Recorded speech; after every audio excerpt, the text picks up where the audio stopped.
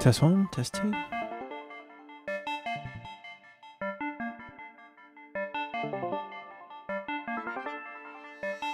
Hey everyone, how's it going?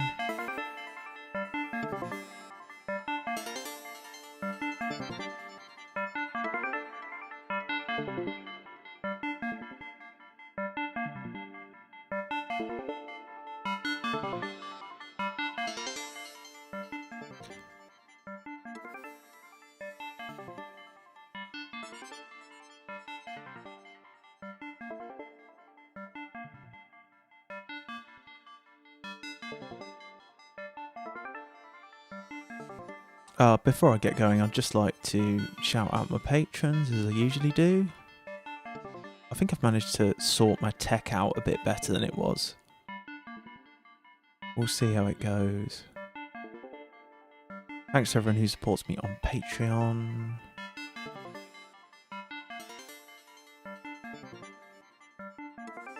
If you're interested in all that stuff, all the links are in the description. Loads of cool stuff to download on there.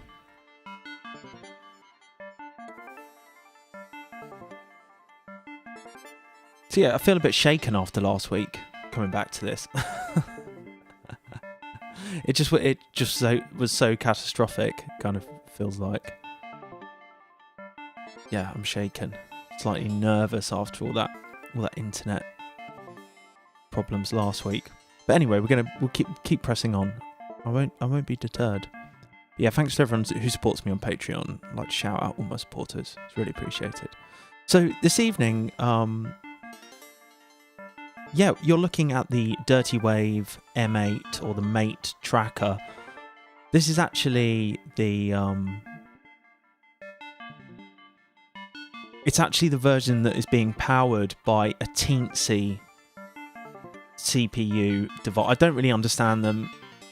A patron actually gave me this gave me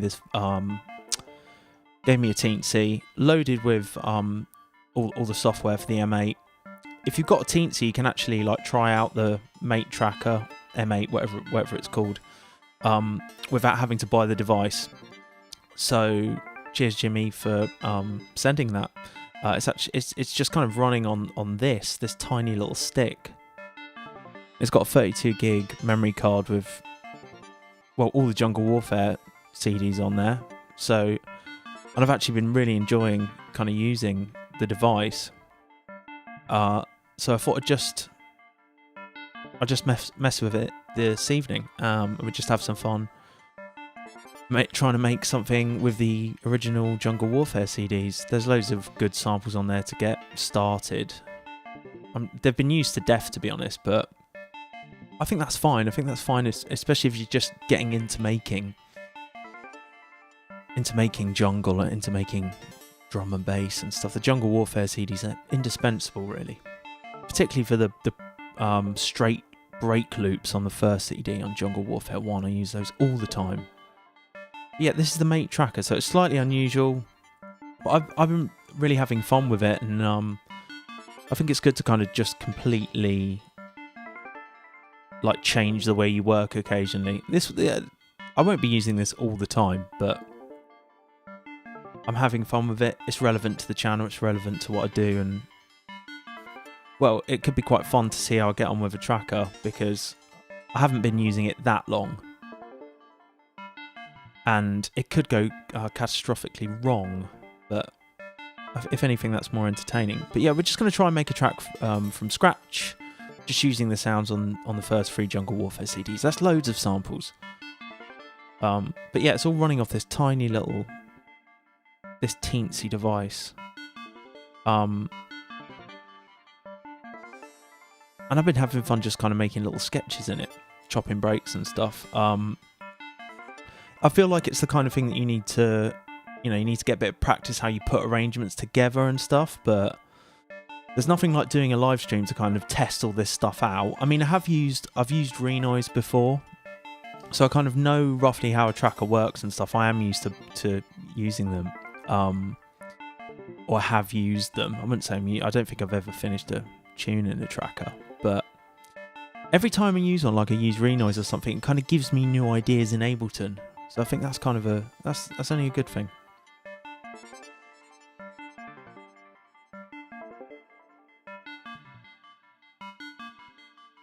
Yeah, we'll just limit ourselves to all the sounds on the Jungle Warfare CDs 1, 2 and 3. Like I say, indispensable for the genre really, and there's loads of places you can just get them free on the internet now, like archive.org or places like that. So yeah, let's jump in, shall we?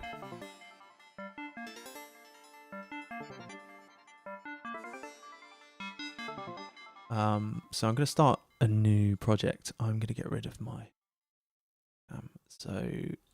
I probably won't explain how everything works in this tracker. We'll just kind of cover it as we go along. Hey Doms, good to see you, mate. Okay, let's do a new project. Now I'm running everything is controlled from a really limited number of keys. It's like Shift, Z, X, and then the arrow keys and the space bar. That's all you can use. I think you can actually use MIDI devices with it. I haven't got that far. I think you can resample, and I think you can run Ableton. Like you can use the MIDI to run synths in Ableton and resample them back into the tracker, into the mate. But I don't know how to do that yet, but I do know how to loosely kind of arrange things in it and chop breaks and program bass lines and things like that. So yeah, we'll just give it a go. It's kind of it's different to Renoise in that things are kind of arranged in this. Yeah, and you cycle through the menu at the bottom right. You'll see me moving through it. It kind of limits you here, but you've got like a song. The song, which is almost like the overall arrangement. And this is where you can create your what are called chains, and the chains are made up of phrases. And a phrase is kind of what you're used to seeing in something like Renoise, which is a 16 kind of measure. So if I play this, it's kind of 1 and a 2 and a 3 and a 4 and this is at 120. But everything, you move around everything with like the shift and the arrow keys, and then you've got an option key which is Z, and then an edit key which is X, and just through like the combination of those keys you get all of the options and stuff. So let's just up the tempo a bit first. I'll probably put it let's just go like let's go 162, right, for ease, because a lot of the loops in the Jungle Warfare are at 162 BPM. So we've got a little pattern here. First thing, I am actually just going to set up a couple of, I've managed to learn this so far, like setting up blank patterns which act as kind of, filler for when you're making your chains here and your phrases. So if you want like a blank 8 bars, you've got it on this FE chain. I'm also going to make another one FD, and then maybe FC. And in this F8, we're just going to have a like 1. So that 1, 2, 3, 4. So each one is a bar essentially. So I think we probably want it to be this FE. Each one of these like ticks, if you like. This isn't a tick, but each one of these is a bar. That would be 4 bars long. You can copy stuff. I'm getting better at all these the copy and paste. You can learn copy and paste in any DAW you set. Hopefully you can read I can try and change the theme a little bit to make the letters more readable. What are you saying? Text info default value. I mean,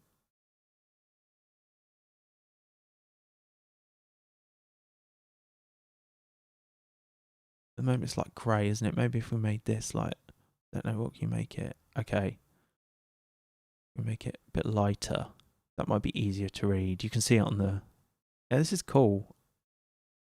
I think what I like so much about it is like really limited. It's really limited in its in what you can do with it, and that is quite liberating in a way. Especially when you've got all the options in Ableton to just you could do anything. Got millions of plugins, and you can use plugins and stuff with this via a DAW, I think. But sometimes it's nice to just strip things right back to like the bare bones. Okay, that looks a bit better. I think should be easier to read now. So we've got like this 8-bar, and you right. That's 8 bars long. And then we've got this FE. This is just a blank. There's nothing in this, so it's a blank 4 bars. Because each of these phrases is a bar long. Yeah. So that's 4 bars. Let's have a 4 bar, just in case. Maybe I don't even need that. And then we'll have this as like a kill.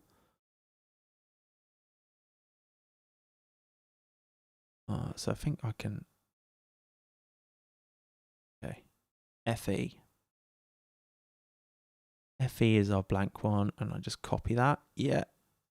Okay, great. There we go. And actually, in this, I'm going to go in, put an off. So whenever it hits that in our song arrangement, if I had like a drum break on here, and then I put an FE here, or an FC even, our kill pattern, it's gonna stop it for 8 bars or whatever. Yeah. Sorry. Yeah, it is 8 bars. Okay. We'll figure it out. The best way to learn this stuff is just make tunes of it. Endel. Who inspires me?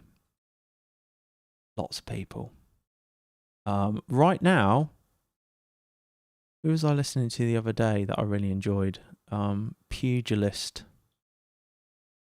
I'm also kind of, I don't know, I don't listen to a lot of the music that I make, so I was actually listening to some ambient black metal today by a band called Summoning.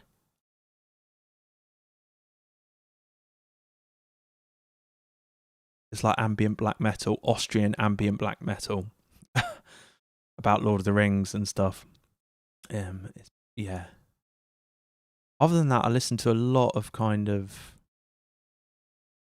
YouTube mixes of new age synth music. Sounds of the Dawn is my favourite channel. I'm always talking about it on YouTube. Okay, so, and this is our instrument view. Let's go back.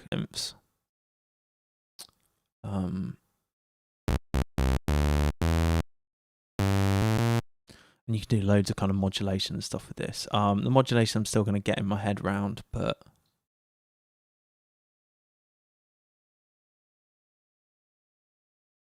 I think over time, like I try not to listen to lots of the kind of music I make or I want to make, because I end up just trying to copy it.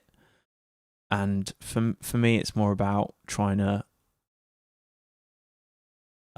sound like me, more like me, and bringing together all of the different things I listen to. Okay. I'm going to load in a sampler here. Let's just find something from Jungle Warfare.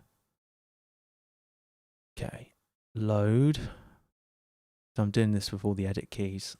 Load. Let's just go from volume 1. Let's see if we can find a pad maybe to start. Maybe let's do something in the kind of late 90s Y2K logical progression type thing. Okay. Pads. You can just demo those with the spacebar. It's pretty big, isn't it?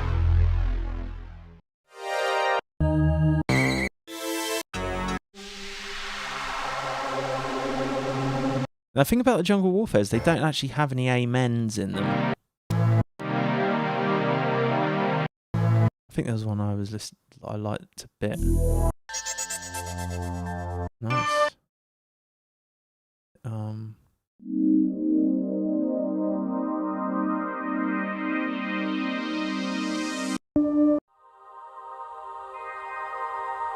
Start with that, yeah. So we got a phrase here. Let's just, so it's in C. So maybe if we go in F or G.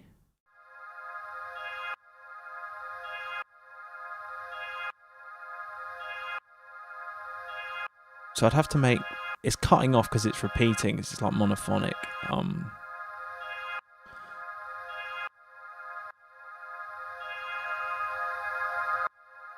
Okay, so we have to kind of program in these blank patterns.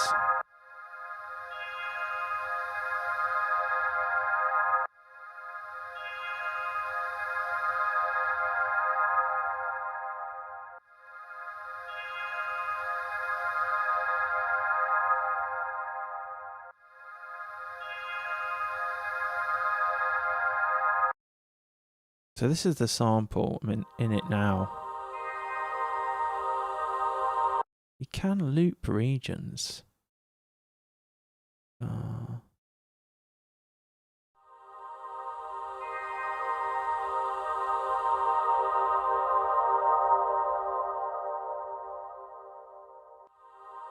it just does it like that. I don't want that. I wonder if you can do it forwards and back. I don't know if you can. Maybe you can. Here. Play. Forward. These are different modes of how the sample plays back. Ping pong. Forward ping pong.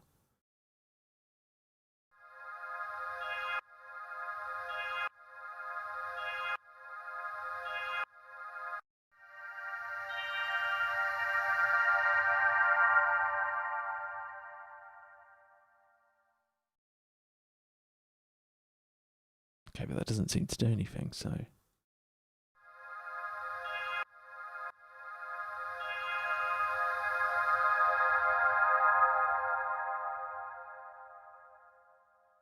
Okay, so I'm going to see if I can figure out how to loop it.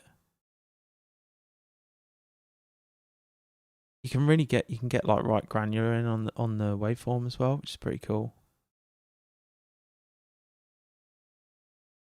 All with the arrow keys and the shift and everything.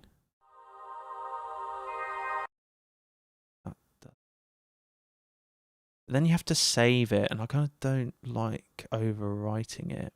And I don't know if that overwrites like in the actual, in the sample pack. So I've just created an edits folder. Okay, let's see if that, if I can't figure it out, we'll just move on.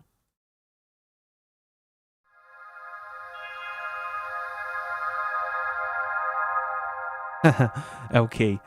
Yeah, this is the, okay, that's working, yeah, sick. Okay, cool, that's cool. Yeah, let me show you. Have you seen the M8 L key? So I'm running it on a Teensy that a fellow patron sent me. Thanks, Jimmy.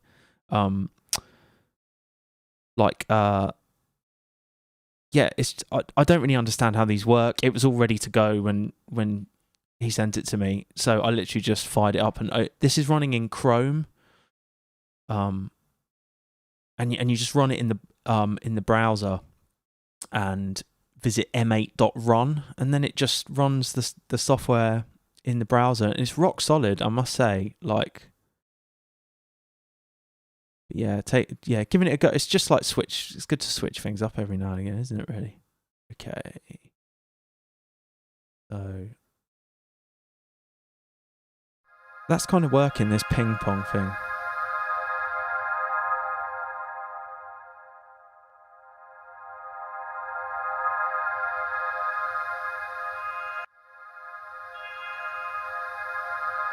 I wonder if you just did like a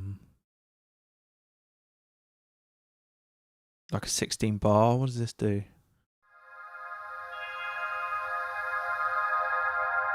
That's 4 bars. 1, 2, 3.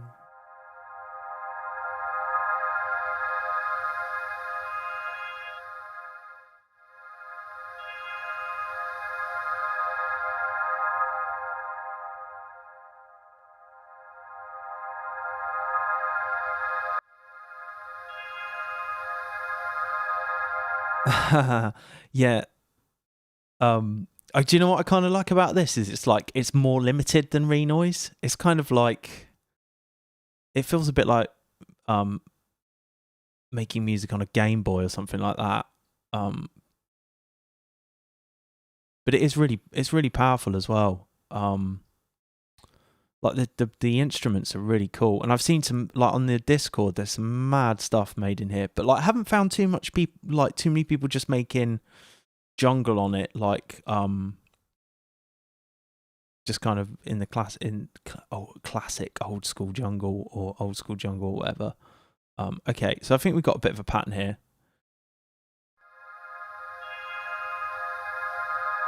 I might add some more effects to it, some reverb to give it.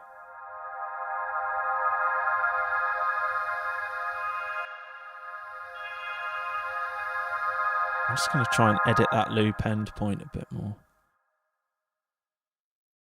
Yeah, this is what I end up doing though, is like find myself in just another screen. Okay.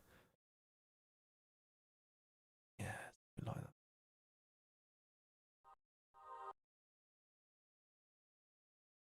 So just overwrite that because we've created a new place for it now. I'm gonna drop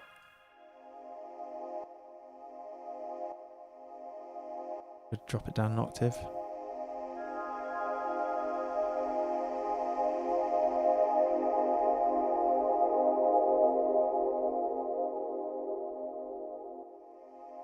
Oh yeah, that's good, I think.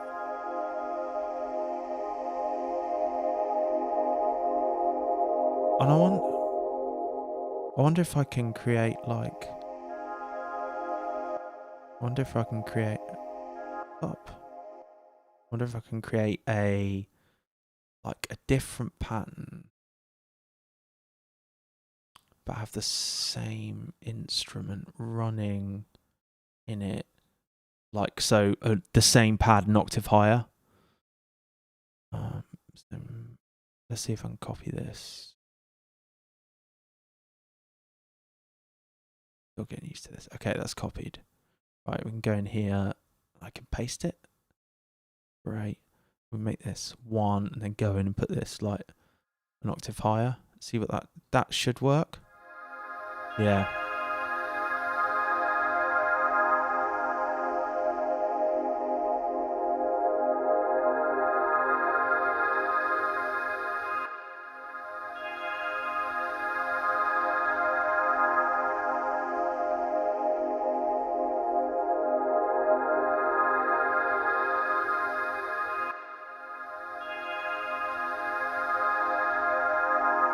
Add some delay.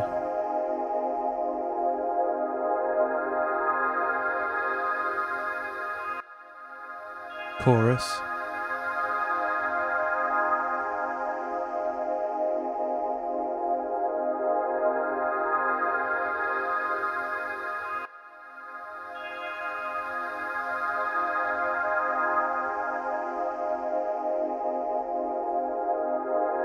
You can modulate things like the panning as well. Should we see if we can do that? Destination. Panning, LFO, and then we can go back here and yeah, that should work. Yeah, cool. Slower than that.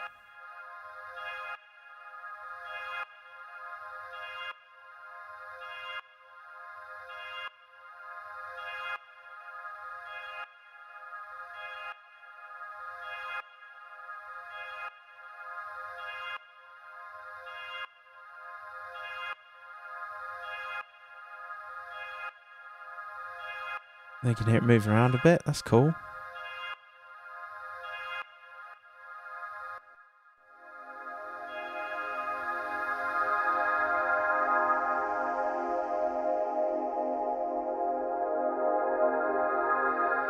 I'm going to load up another pad.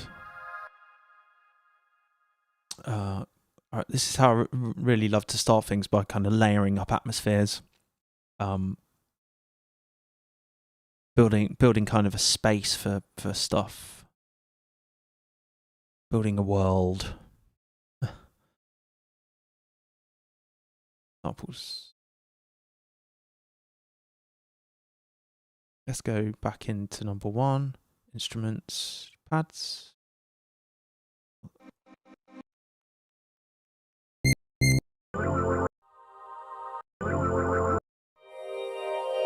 Yeah. I have to work out what key this is in though.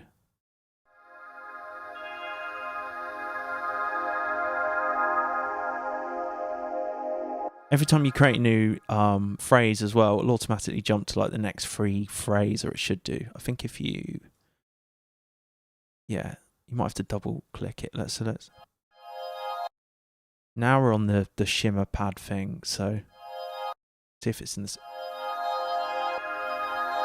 Right, they're in the same key, so that's nice. They're in C.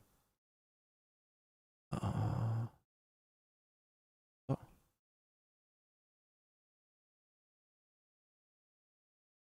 We'll get round to chopping some breaks as well.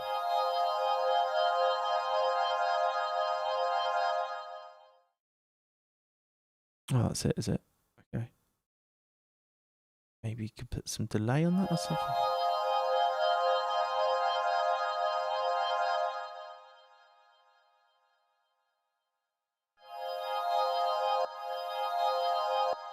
You could even put like an off.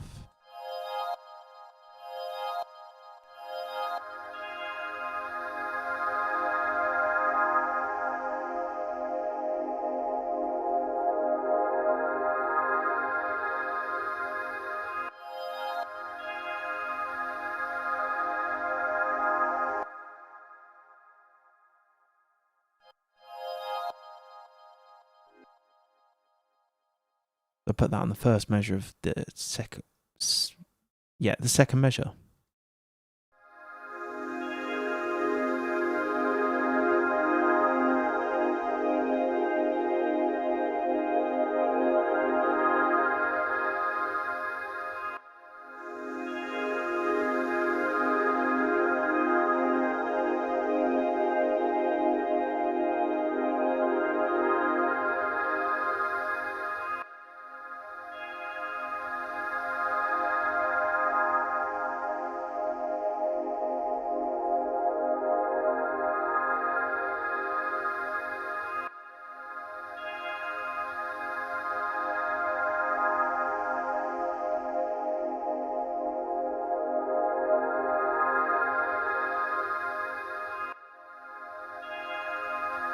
I'm trying to remember how you clone stuff. Okay, cool. Yeah. I think that just copies it without and puts it onto a new chain automatically. So we could do the same, go in and put in our like higher.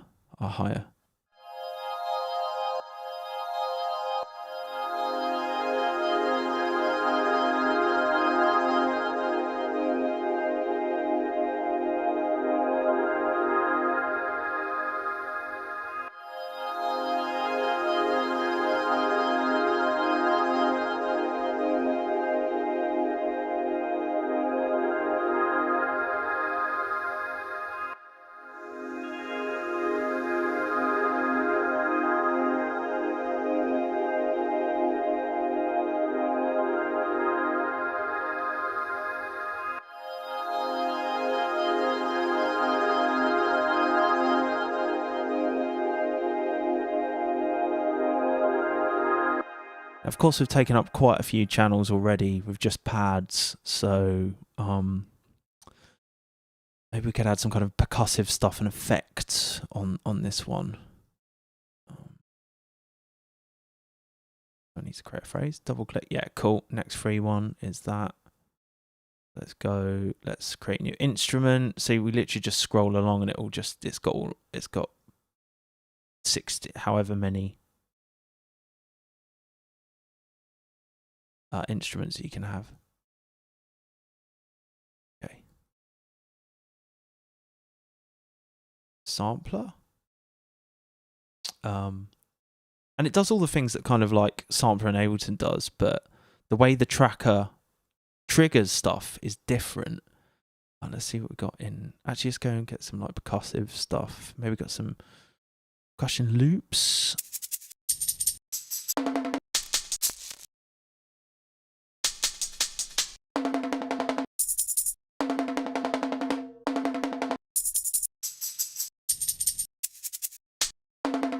Let's load this bongo up and then edit it. Maybe we can just take a tiny little slice. So we can create, there's two ways you can chop breaks or chop anything, and that is to create slices, or you can get it to auto, you can get it to slice it by like division. So 16 is every 16. You can do it every 8 measures, like so. Every I'm struggling to work out the exact like measures. I think 16 would be almost every hit and something like the amen. So let's do that. What I want is a bit of this bongo. So I'm on slice 0. I'm just gonna, if I start to pull it up, yeah, it'll take us like here. Now I can in fact, do I want to do that? I don't know if I want to do that. What I want to do is bring the, yeah, cool. I'm going to bring it right down. I don't know what that's doing.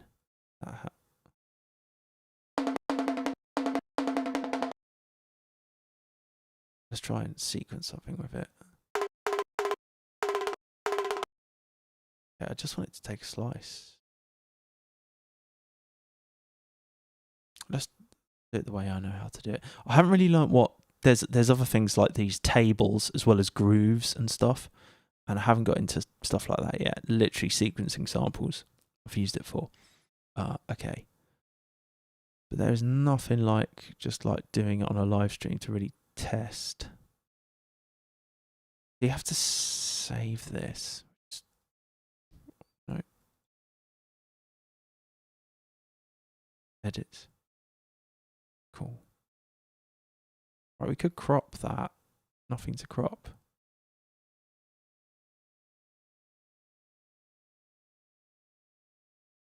Try and take a slice of this.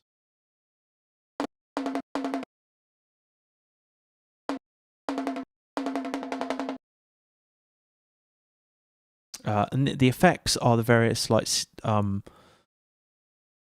can't remember what they call them in Renoise, but they're like advanced programming effects. They might even call them effects. There's loads of stuff in here like retrigger, repeat last effect. All of these do different things to the sample, and they're really powerful when you start diving into them. This is kind of how you access your slices in a break that you define in the way I just showed you, where you go in and got that first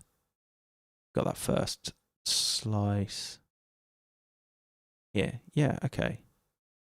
Actually, I want 0 to be that first slice.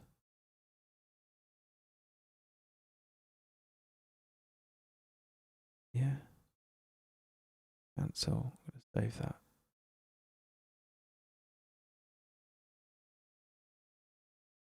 Okay, great. We've just got bongo now.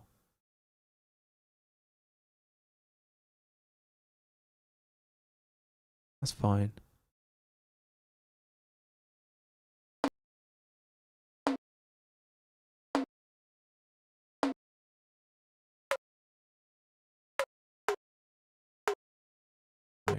Create something in this.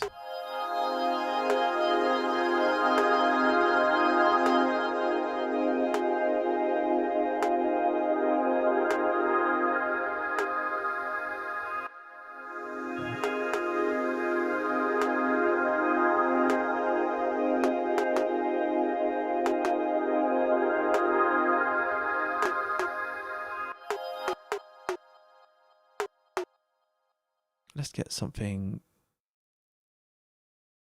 I'm counting R. Get a break of some sort. These you might just need to move.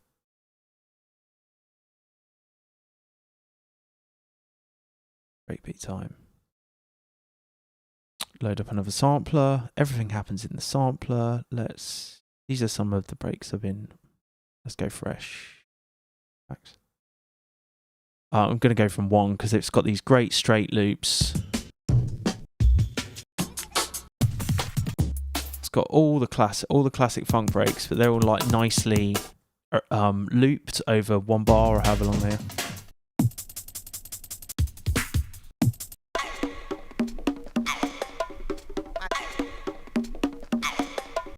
That'd be cool, wouldn't it? Yeah. And now if I go in and kind of program a pattern on C1, it'll just play back the full thing.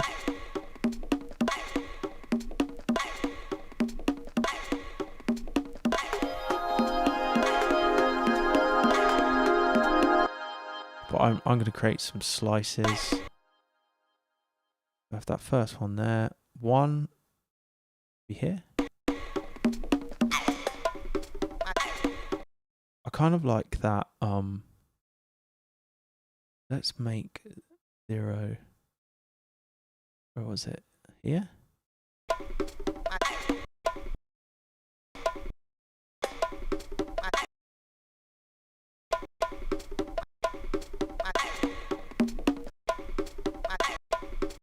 Actually, I'll tell you when to do that. 1, do 1 and 2. I'm just pressing the space bar.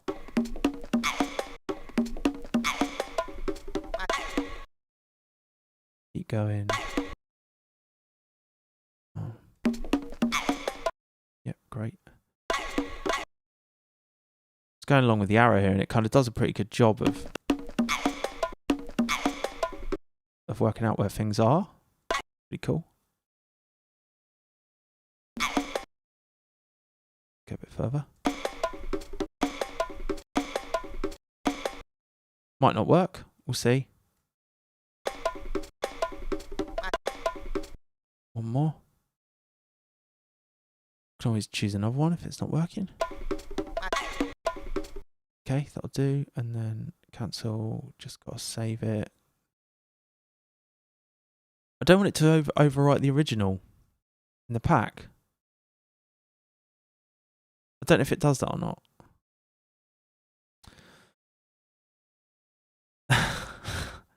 Wagon FM. Yeah, this is the M8 tracker. It's running on a Teensy. Do you know what a Teensy is? HR some. I'm going to use a slice here.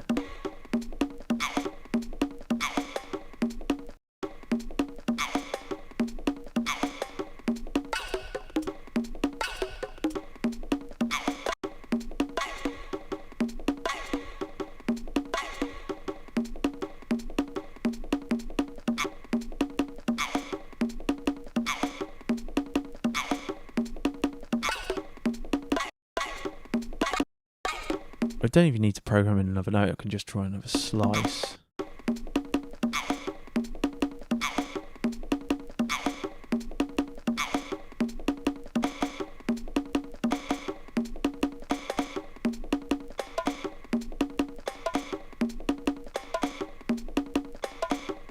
I think we could do sort of things with the amp on this as well.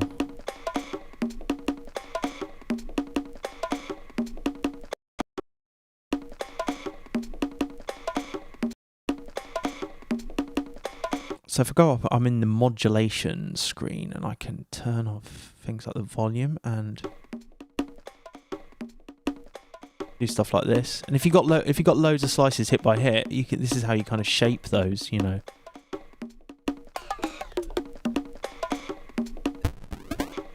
Got some cool effects on it. I don't think I do want to do that though.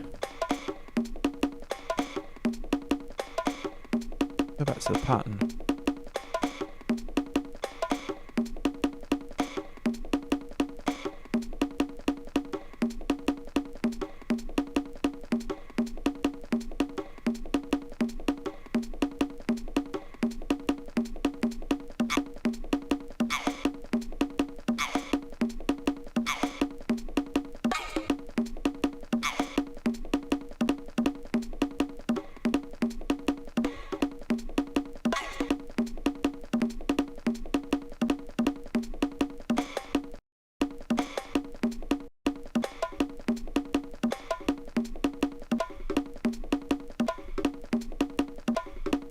can hear like the vocal hanging over.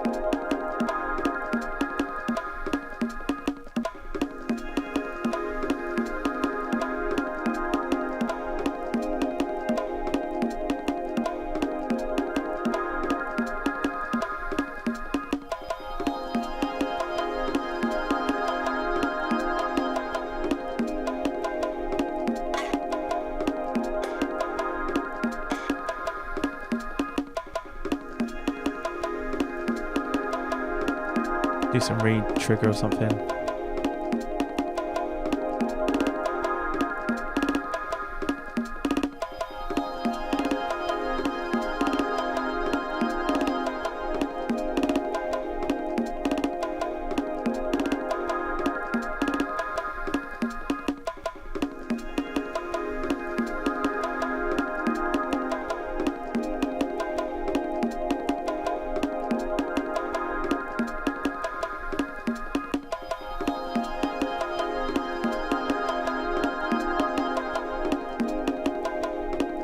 Go back to that little thing here.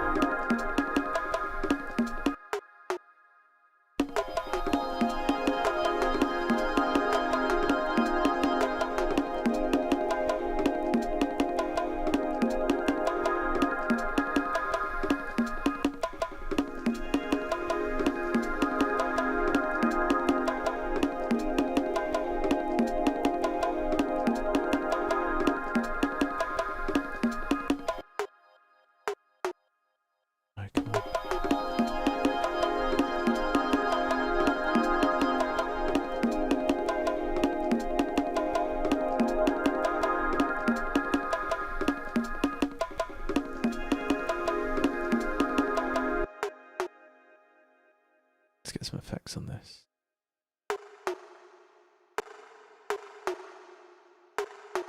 Change the tune in, maybe.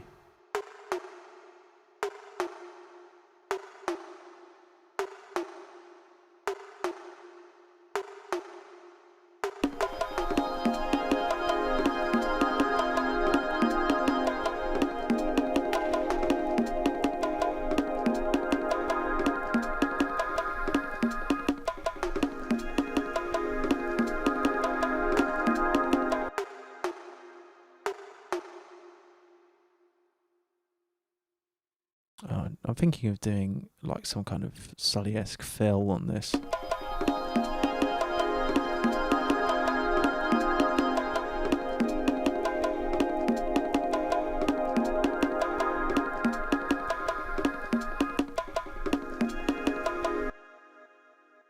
Okay.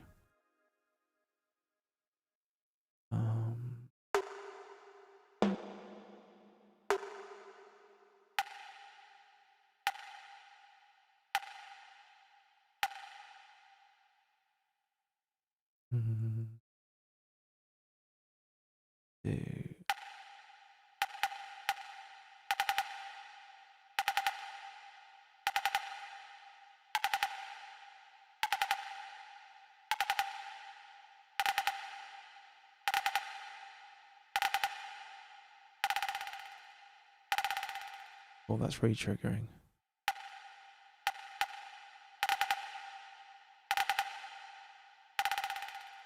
Nice.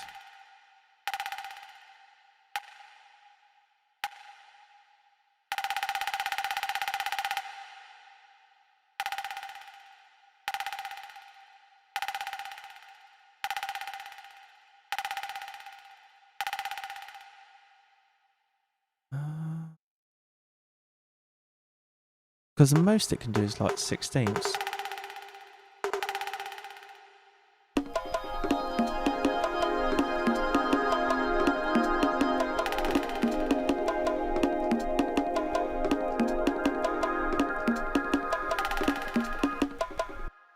Okay, that could work. Hey West, how are you doing? Yeah, it's the same for me. Like I really know how, kind of just learning. We're just learning.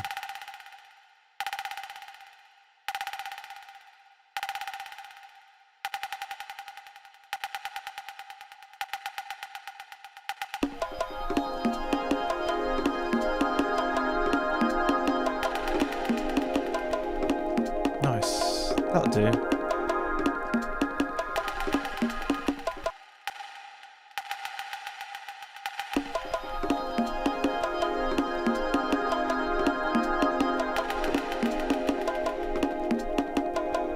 Right, break time. Let's get a break, yeah?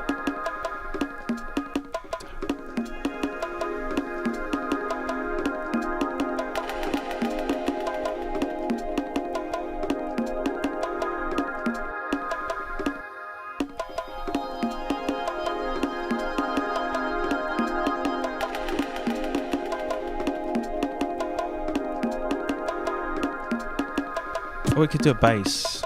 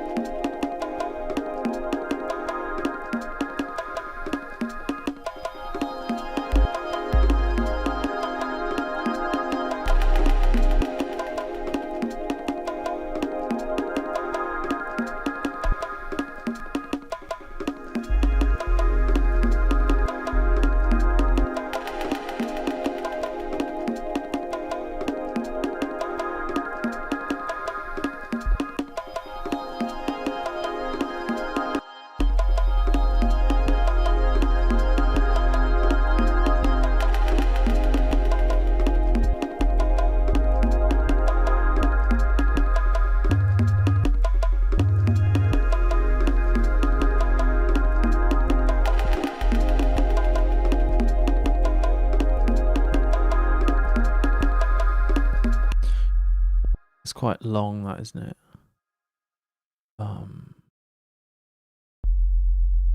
Like a wobble to it.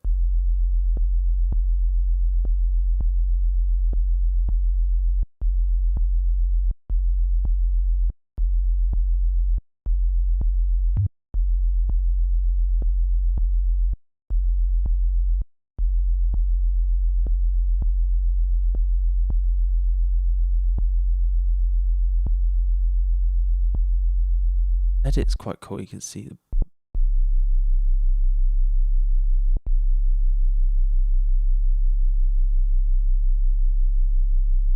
it's like looping automatically.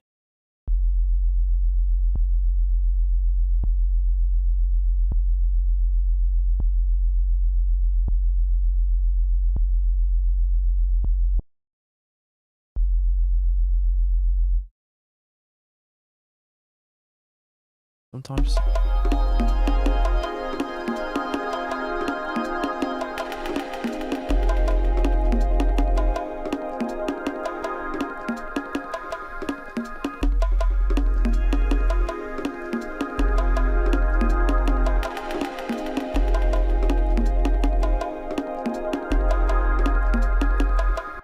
I'm going to take these guys.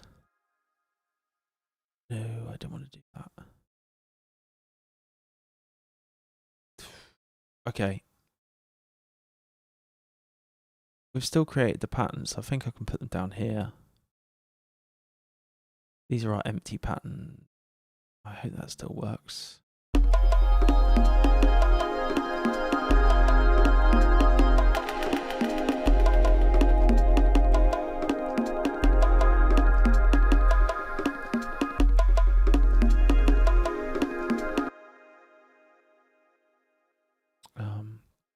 Yeah, this is the M8 tracker running on a Teensy, which is like a little CPU board. They're really cheap. It was like 30 quid apparently. So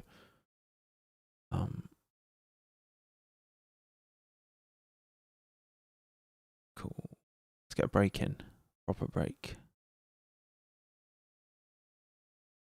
I'll load up another sampler. When I watch this back, I bet it'll be just like everything will look really arduous because I'm figuring it all out. Yeah.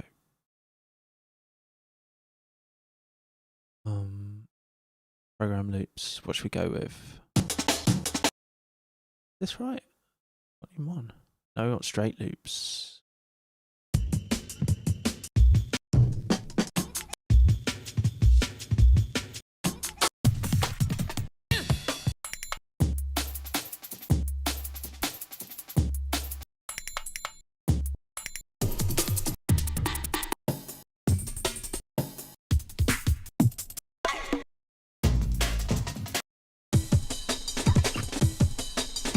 That's pretty cool. I was enjoying that one.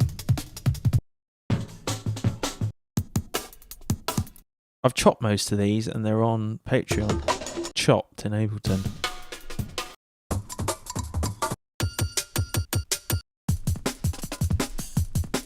Hey, new type.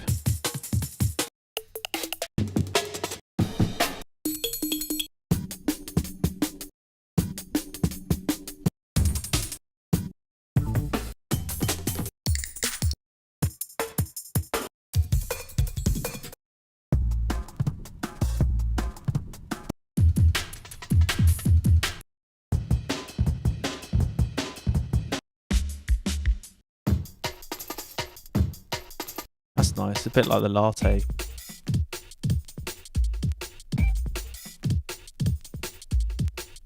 Okay, maybe.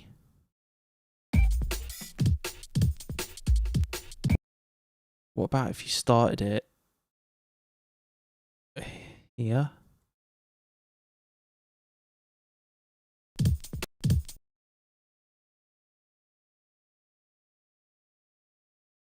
Right there.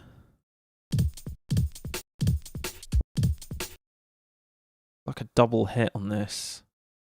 This is pretty, I don't know what's going on here. It's like, where is this? Is it here? Or so, I don't know. Maybe that's just a glitch. This could be a glitch. That could be cool, couldn't it?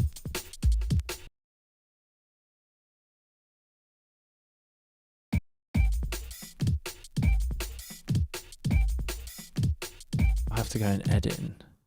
Right, I get you. Let's do it as a slice, shall we?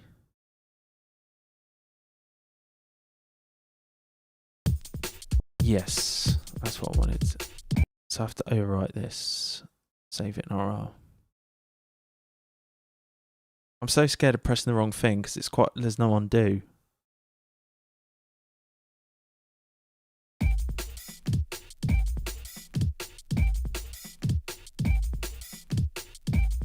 Slice is an effect. Oh, did I need to do that? Where's the slice?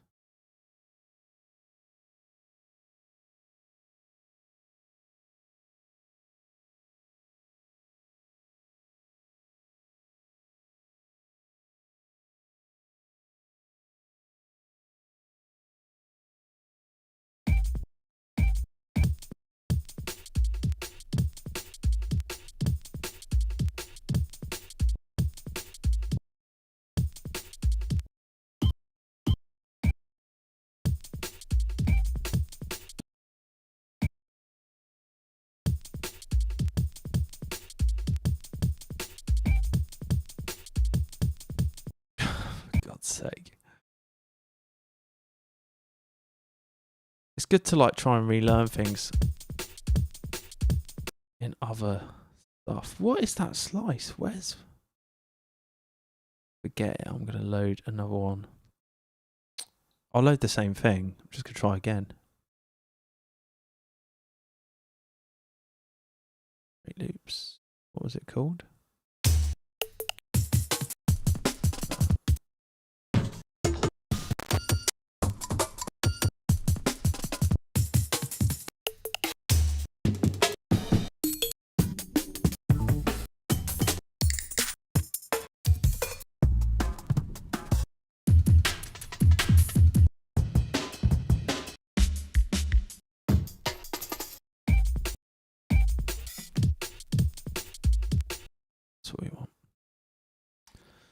Right, let's put a slice in.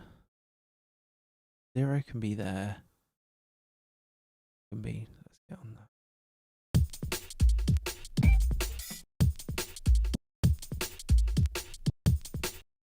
Cool.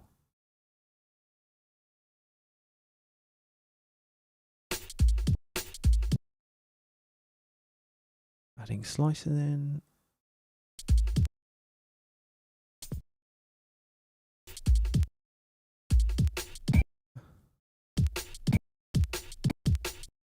Nice. That one on this snare. Right. Okay, so now that we have to save these. Yeah. Let me do some.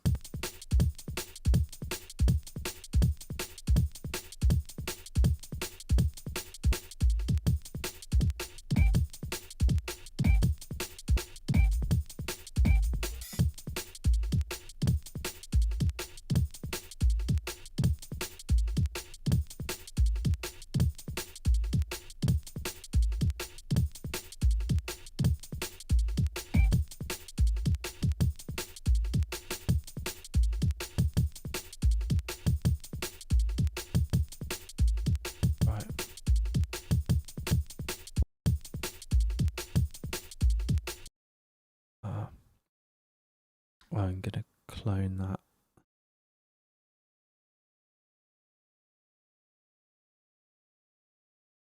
Right, now I can put copy, paste. And if I go back to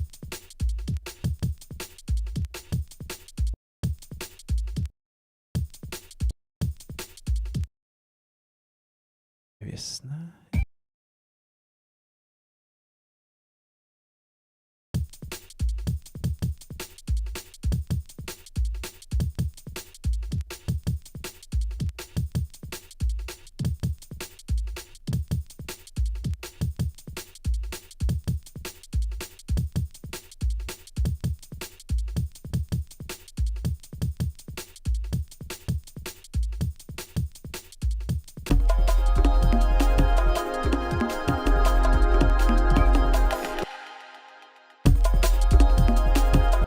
Alright, I'll get somewhere.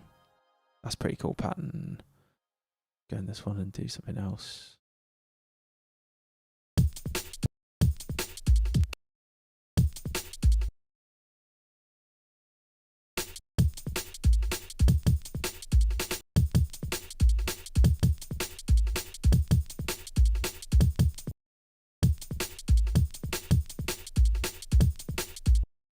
Get rid of these.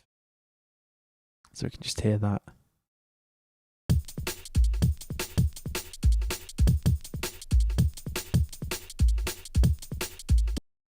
I've just 7 for the sake of ease now. And then this one will clone.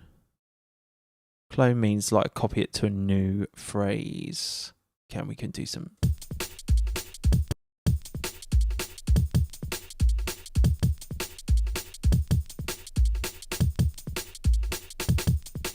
Yes. Even do like a re-trigger on this or something.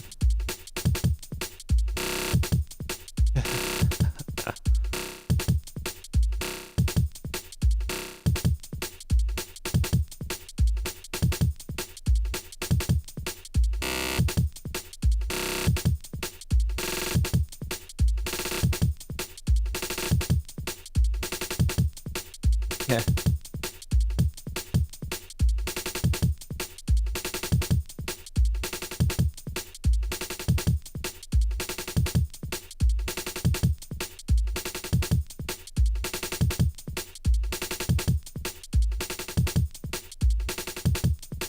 Nice, you can do like re-trigger here as well. Oh. You can do like generative stuff as well. I won't dive into that tonight, but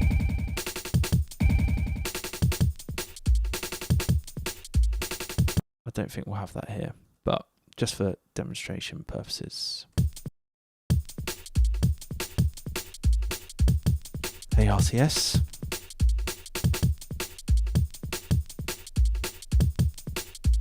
New type, that's exciting. New interface arrives tomorrow. Shouldn't be long until I can fire up the hardware samplers. I'd love to kind of just hear them and run things through them. What have you got again? Is it Emus? Akai's. Yeah, no, I've always wanted to do a sample pack that's like S950 breaks. And Elkie, who was on a minute ago, used to have one. I don't know if Tom, if you're about still, mate, if you've still got your Akai's. I think you got rid of it all, didn't you?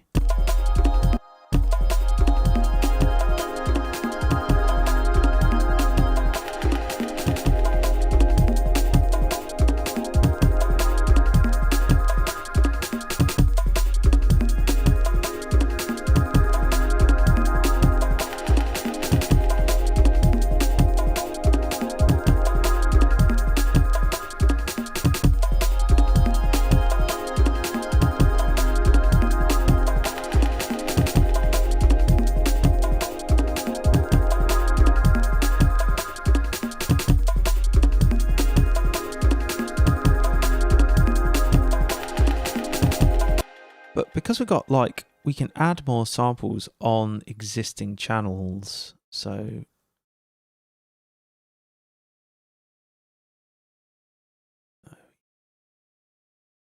can't be right.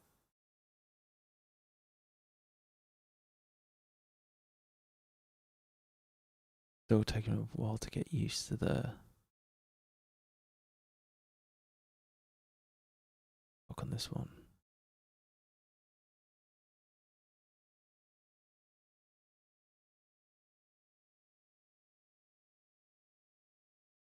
I will load another sample from. Hang on.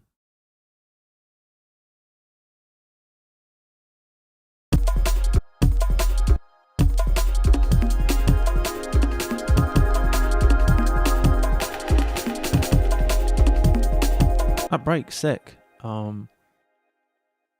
Let's load something in here.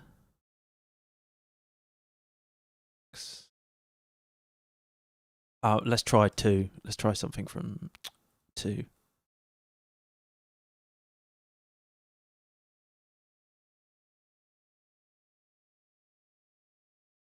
What's ambient?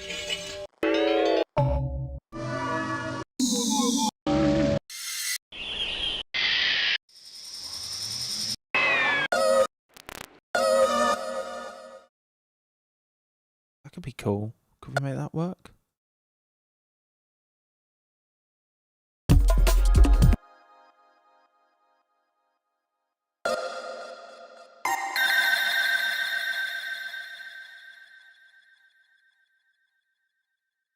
Silly at that one. Super loud. Let's turn that down a bit.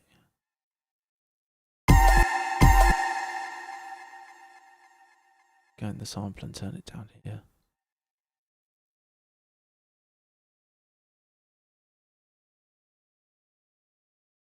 Just turn the dry down, can we? Turn it in edit.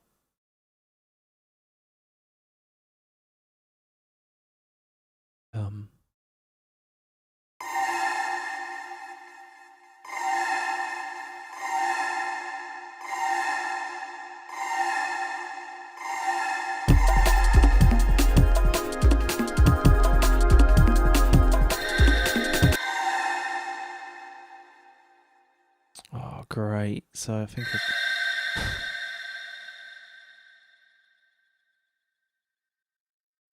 see, this is what I mean. So I managed to get rid of my bongo there. Okay, that's fine. We'll just go back. We'll just do something different instead.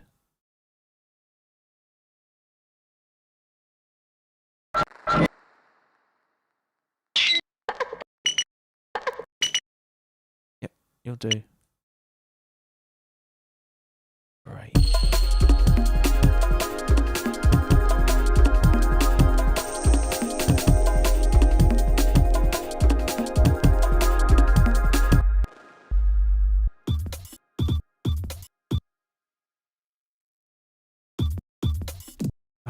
think it's because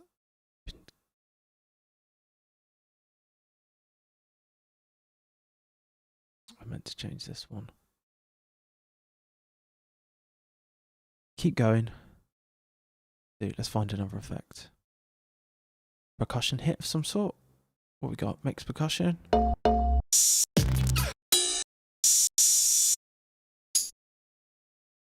Yep.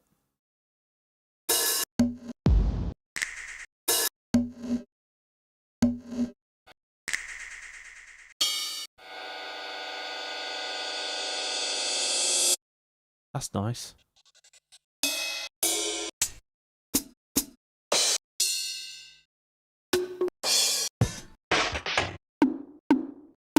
Okay. Like the quite cool.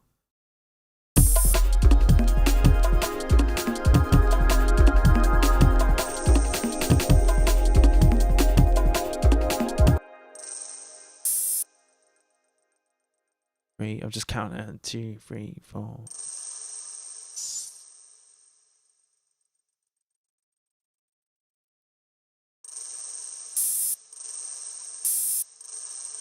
So they are playing back polyphonically. That's cool. So we could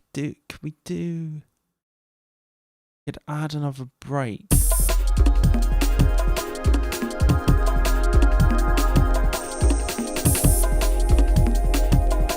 Yes.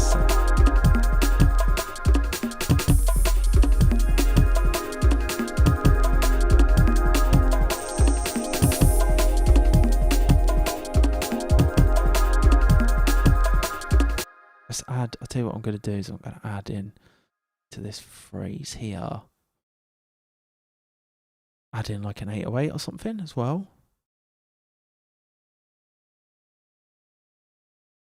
It gets confusing because you're like scrolling through stuff.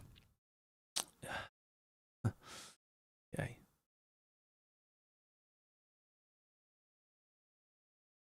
Sampler.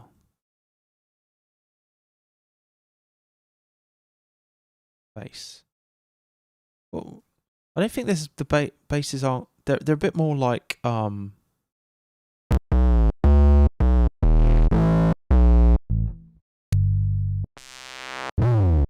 could tell like the influence, like more techie drum and bass and stuff, was affecting the sample, like from the first one onwards, because they're all quite dreamy and stuff in the Jungle Warfare one.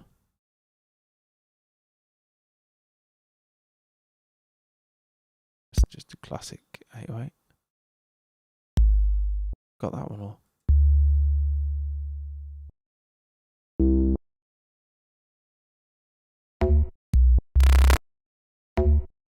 A donk.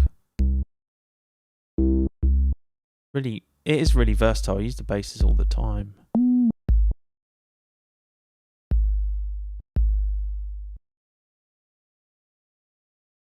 So we're in here.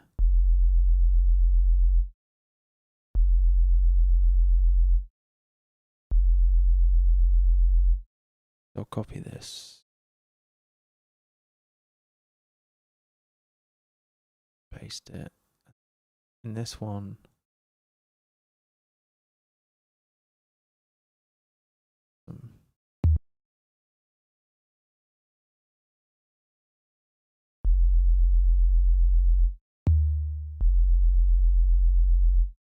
Do.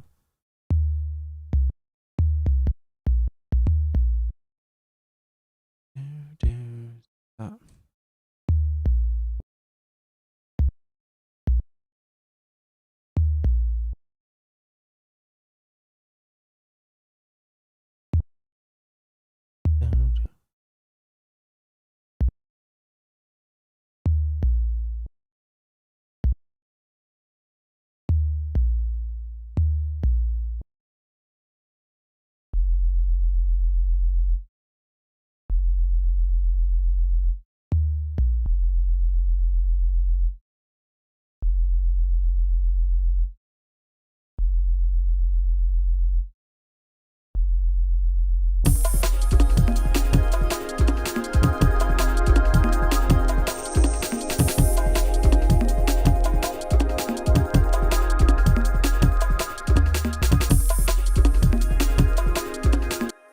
let's have some kind of diva if I can find one. I don't really.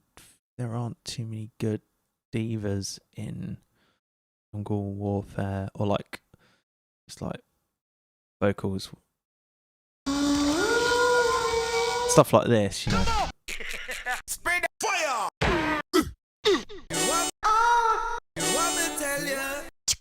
This is a real. All right. A robot. Turn to. Yeah. I don't think there is much in the other ones either.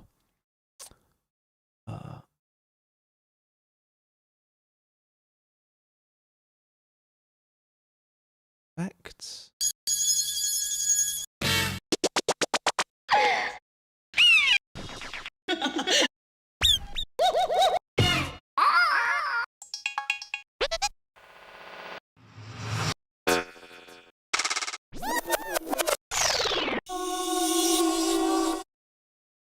Okay, maybe.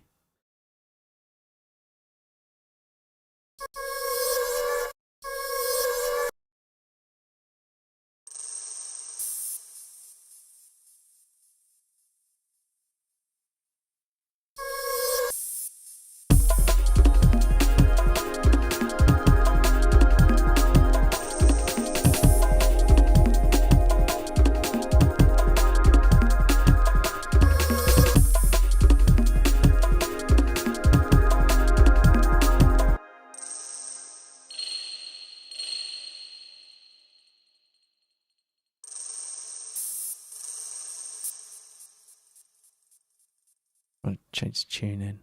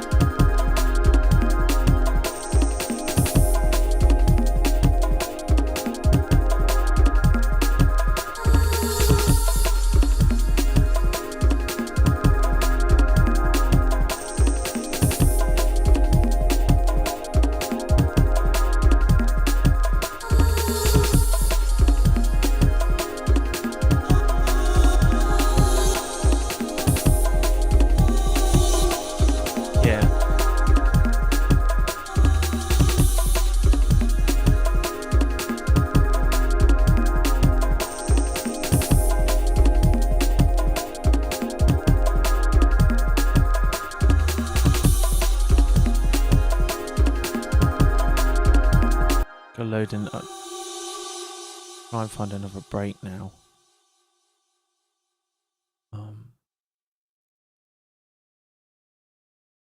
Let's go back to the classic breaks in Jungle Warfare 1. Straight loops.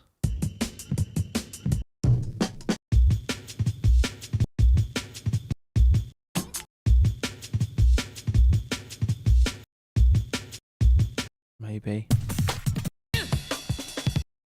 Goes that spectrum edit. Let's do some slices.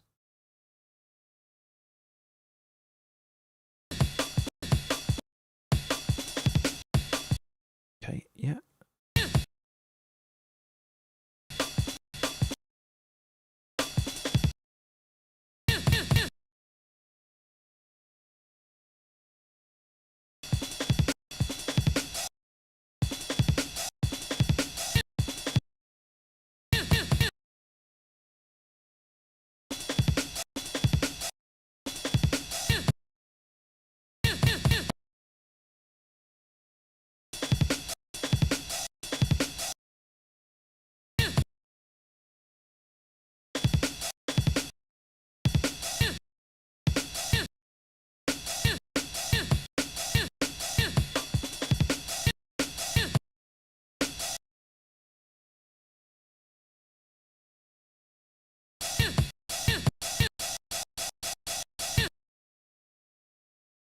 save this to our edits folder.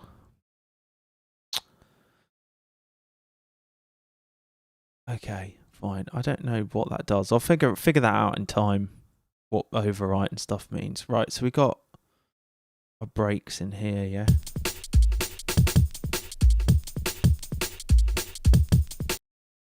So we could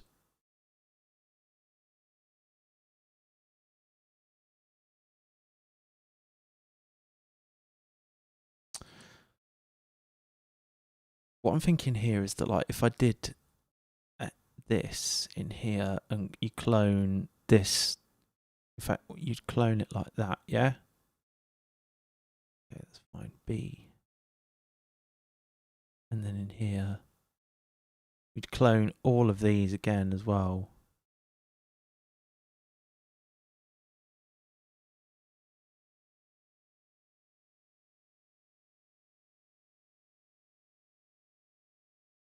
Okay.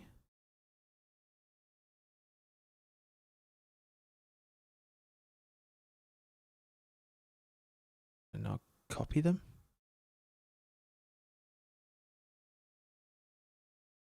Back down to the original pattern. In fact, I might just go back in. Yeah, this is where it gets confusing. Because wasn't that?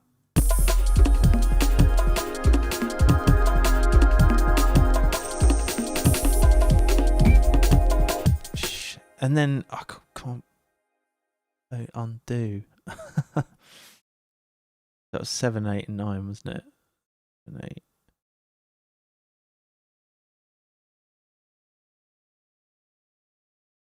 It doesn't have 10 because it's hexadecimal. Right. Right, so I should be able to. Or did I? No, I had it 7 and then 9. That was it.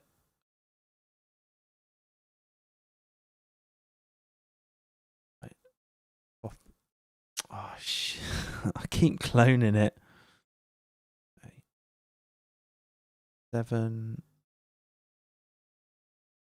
8, 7, 9. Okay, copied, right? And then we go into can paste. Cool.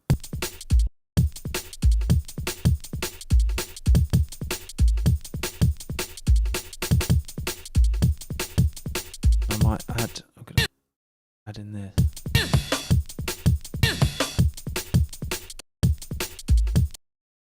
You can add a.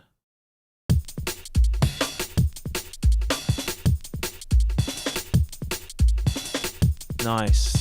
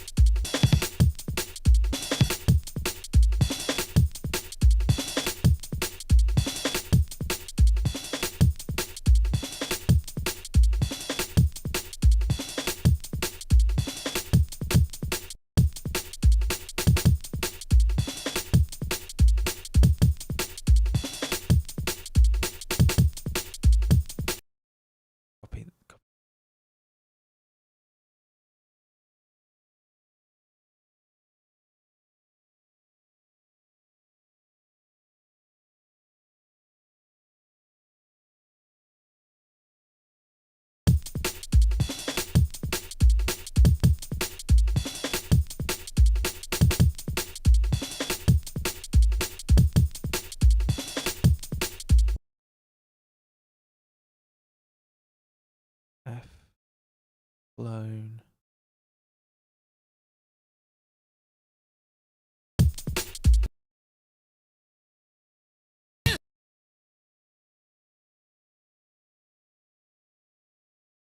A different slice here.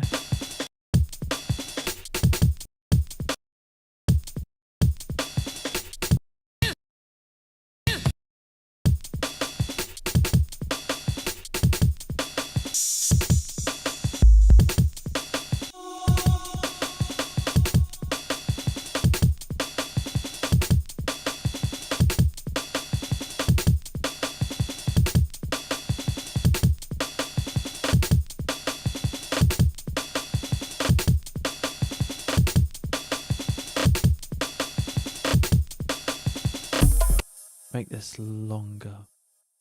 So I haven't got to the point where I kind of like, I really know how to do an arrangement, but we'll see if we can figure that out. So let's just,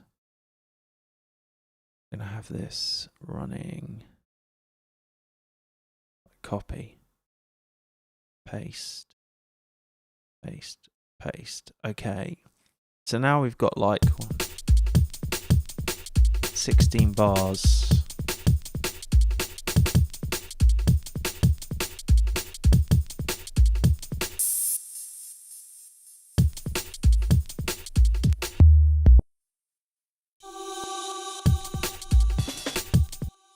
Nice.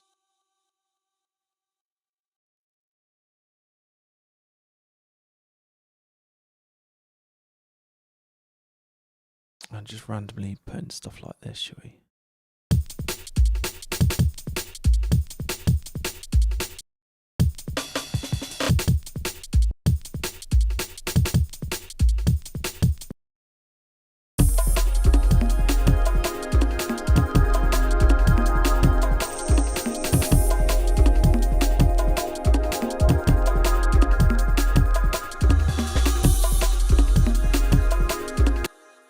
Thomas, I think you might be referring to the Think tambourine from the song Think About It by Lynn Collins, and at the end there's just kind of a clean tambourine loop. And that's, you hear it all over the place, and like in other breaks as well, in like second generation breaks. So I guess, so we've got these patterns here.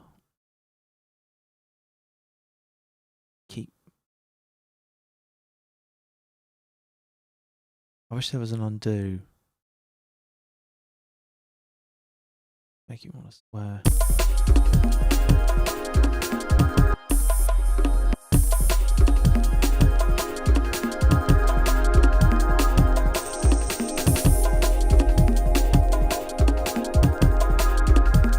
Right, so you could have your FE patterns here. Like, they're 8 bars long.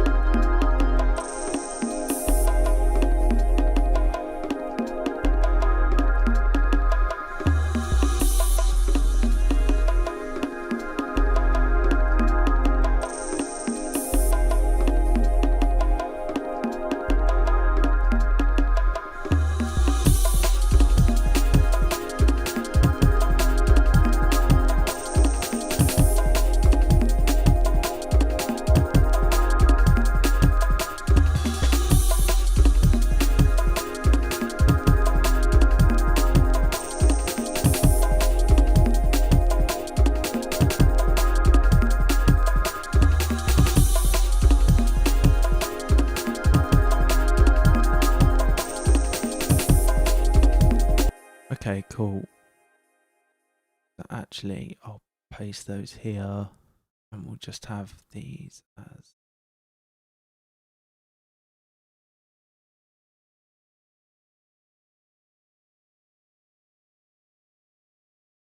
that means we've got 4 8 bars.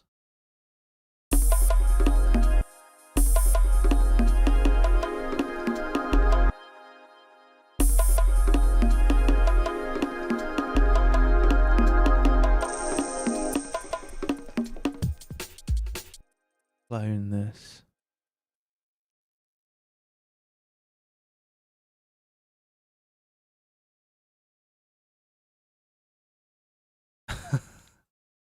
What's it?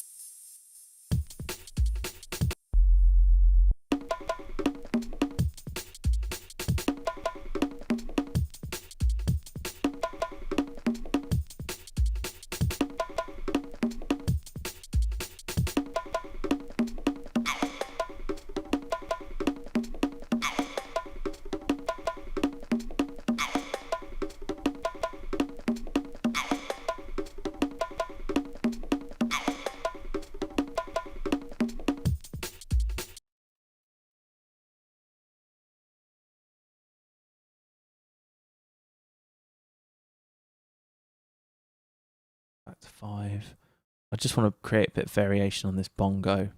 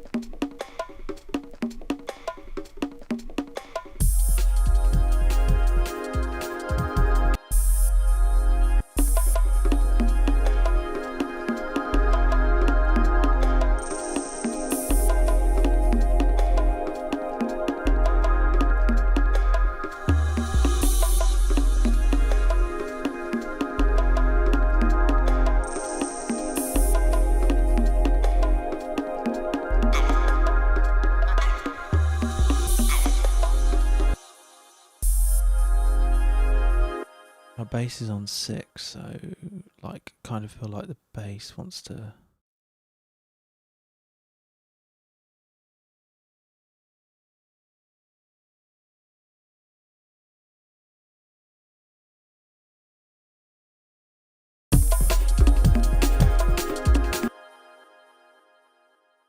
Yeah, you could run the bass here or something. That'd probably be quite long. Or FE here.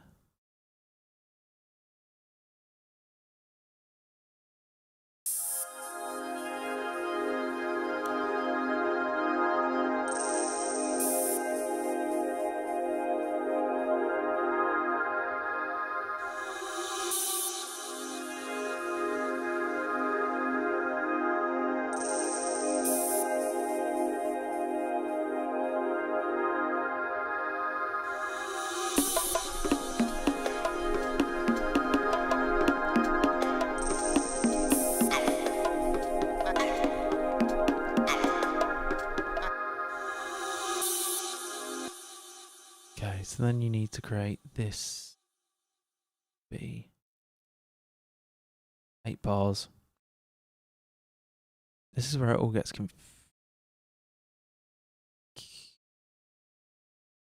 I wish there was an undo. Fine, we've cloned it.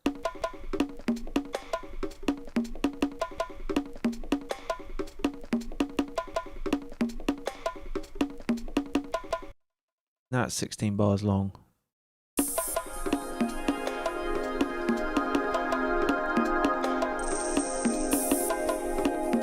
Because if it goes back and it repeats, it like cuts off the sample.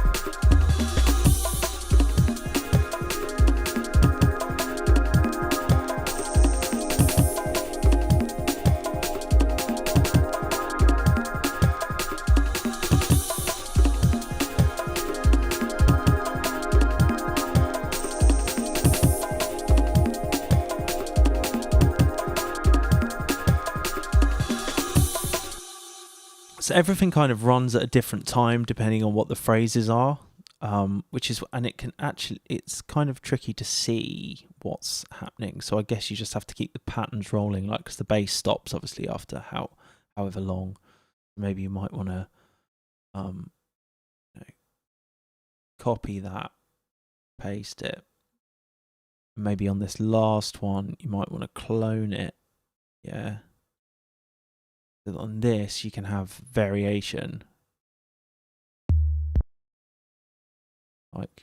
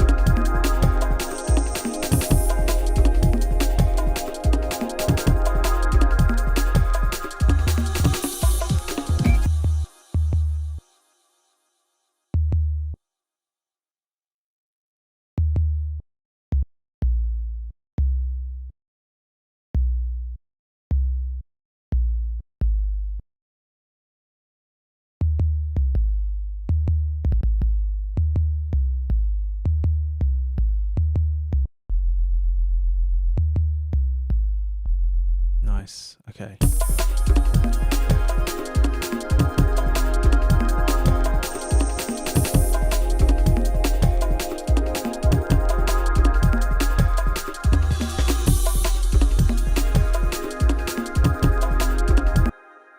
So I haven't actually got this far of an arrangement before at all. It's normally just like a loop, like an 8 or a 16 bar loop that I've kind of been just messing around with the edits in. So it's actually kind of good practice for me to try and arrange something. Yeah, Mr. Jim, the tempo is at 162. Yeah, running at 162. So we got kind of an intro. So is this?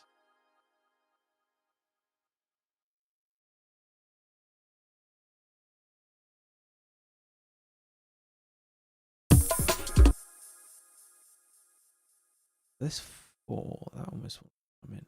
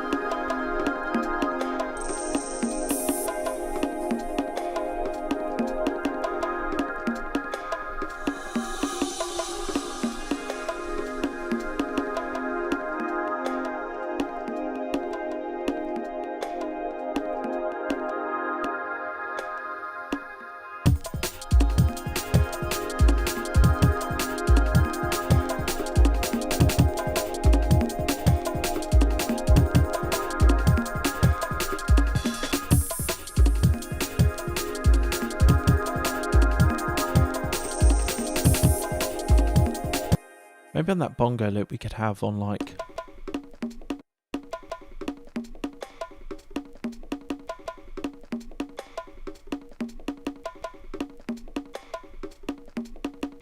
We could have a send going to the delay more.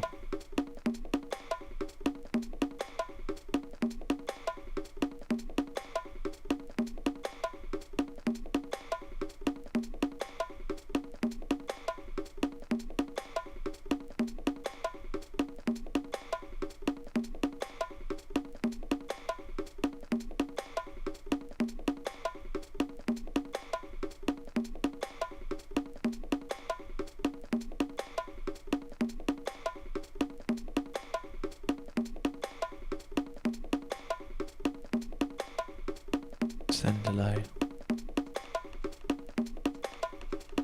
Like that, you hear it? Yeah.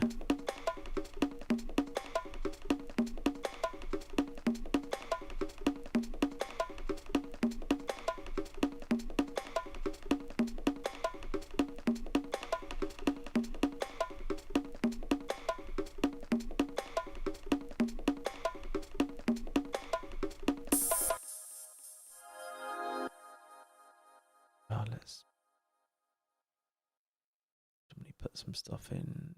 This can go here.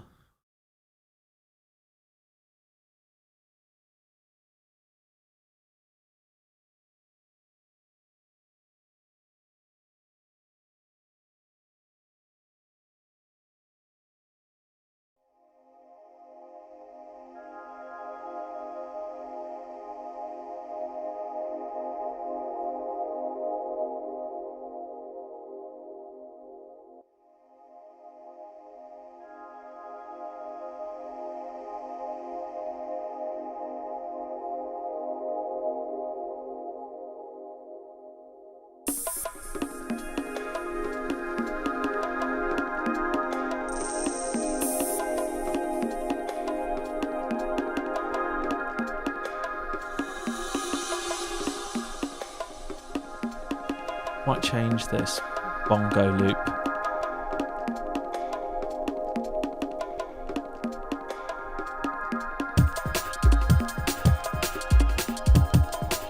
Actually, just leave it. Just leave it.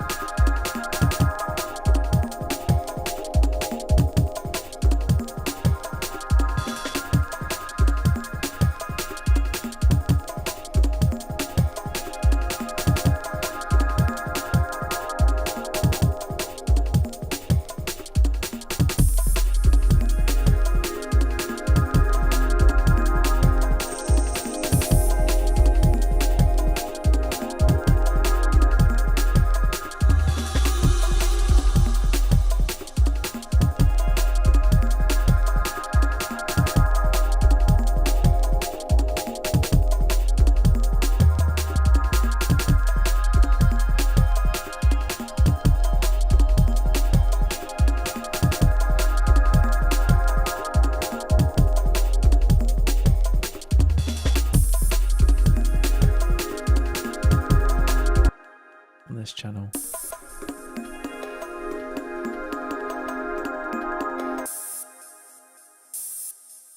Okay, maybe we could clone this and do some stuff on this. Clone it.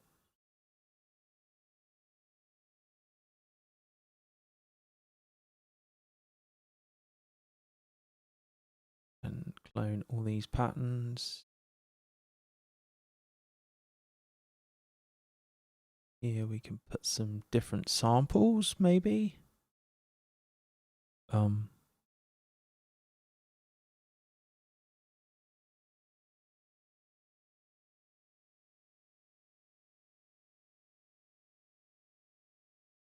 Sampler is what I want.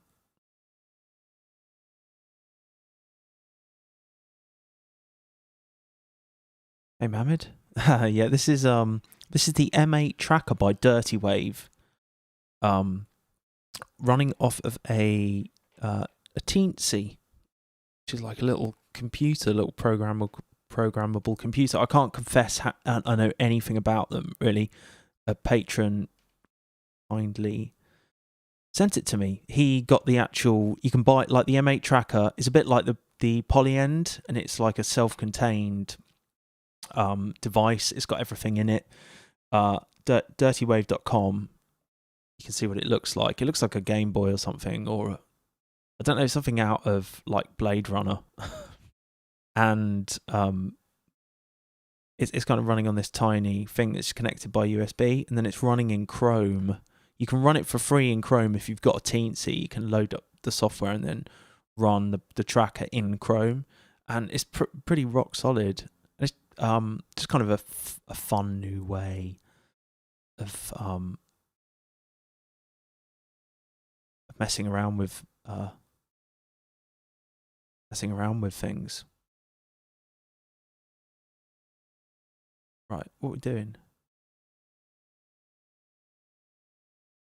Everything from the Jungle Warfare. So it's or something, or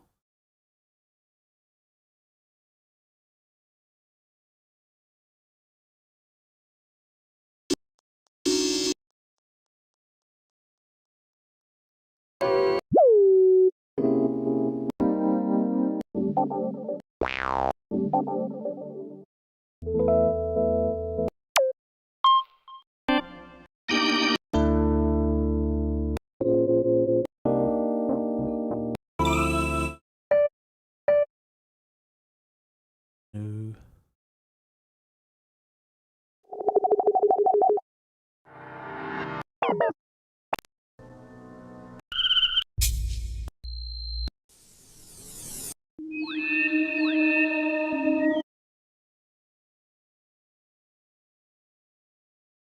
Let's load that in here.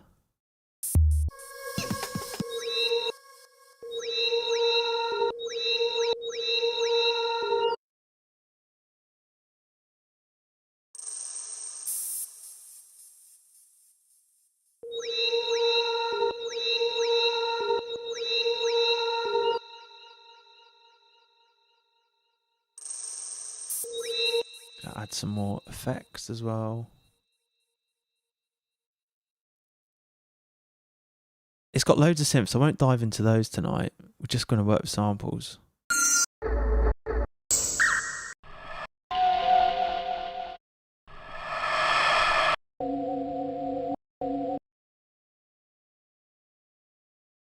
Keys. Just been in there. Effects.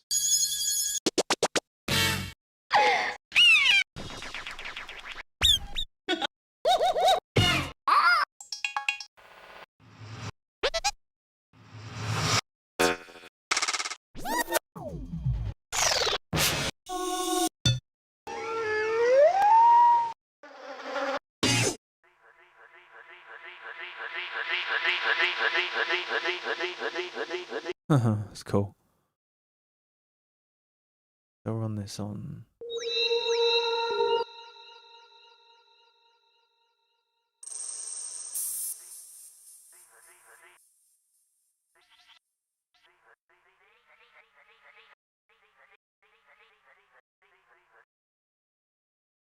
Turn off there.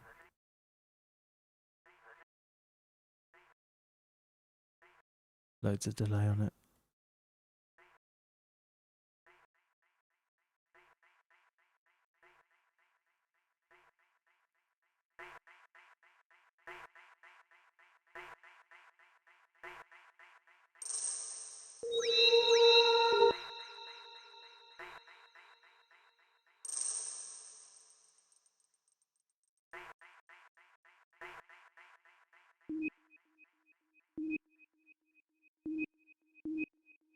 This is the great thing about trackers. Actually, you can quickly switch out samples that you've loaded in across your across all your instruments in the patterns by just changing the instrument that it's pointing to.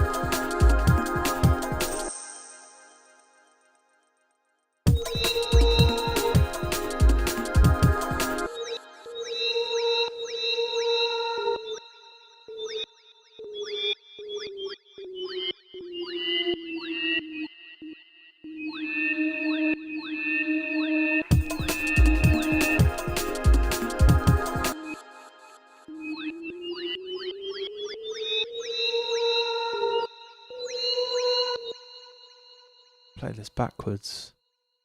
Use one of these. Hit play.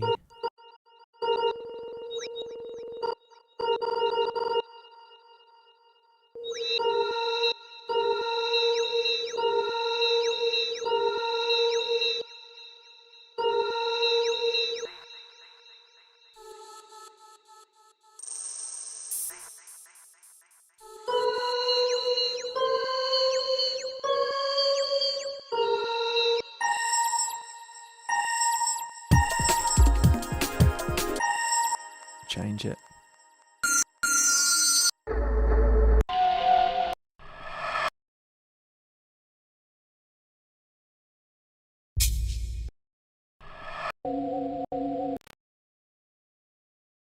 Not feeling any of those really. Strings and things.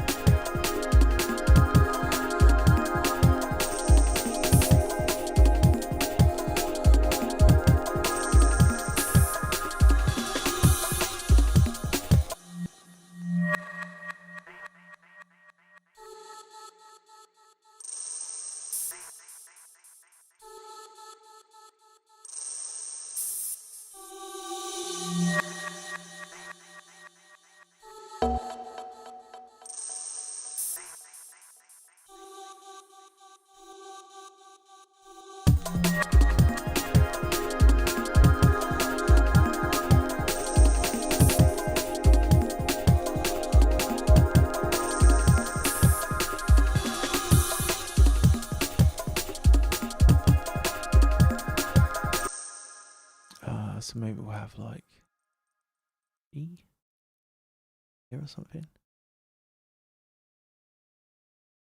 I think in hindsight, what I will do is like the next time I work on a track is that I will make everything 8-bar phrases or 16-bar phrases, because everything's just like running at different orders here, and it's like mad.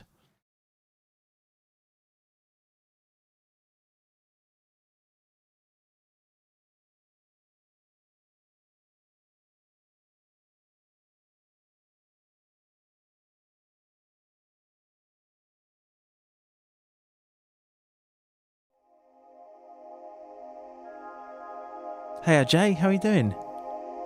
Yeah, long time no see. Hope you're well.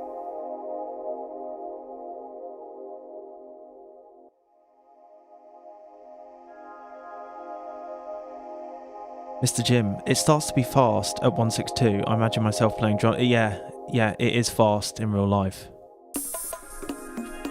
But hey, in jazz, there were pieces that exceeded 200, yeah.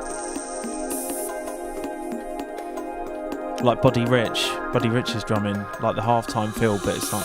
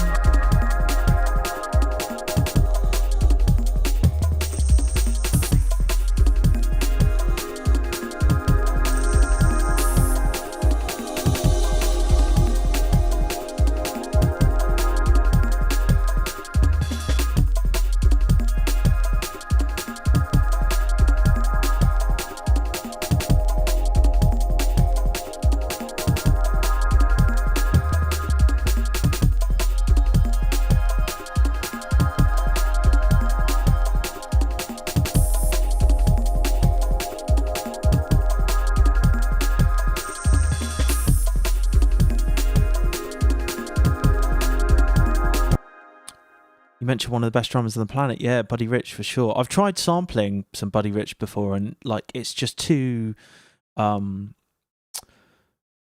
often too much ride cymbal going on and stuff. It's quite hard to get like a clean break, and just having like good recordings, and often like in his drum solos they go on for a long time, and it can just be hard to find something that works well to chop up that isn't just like full of playing. Yeah, I'm always on the lookout for kind of drums that I can use, and I'm always listening to drummers from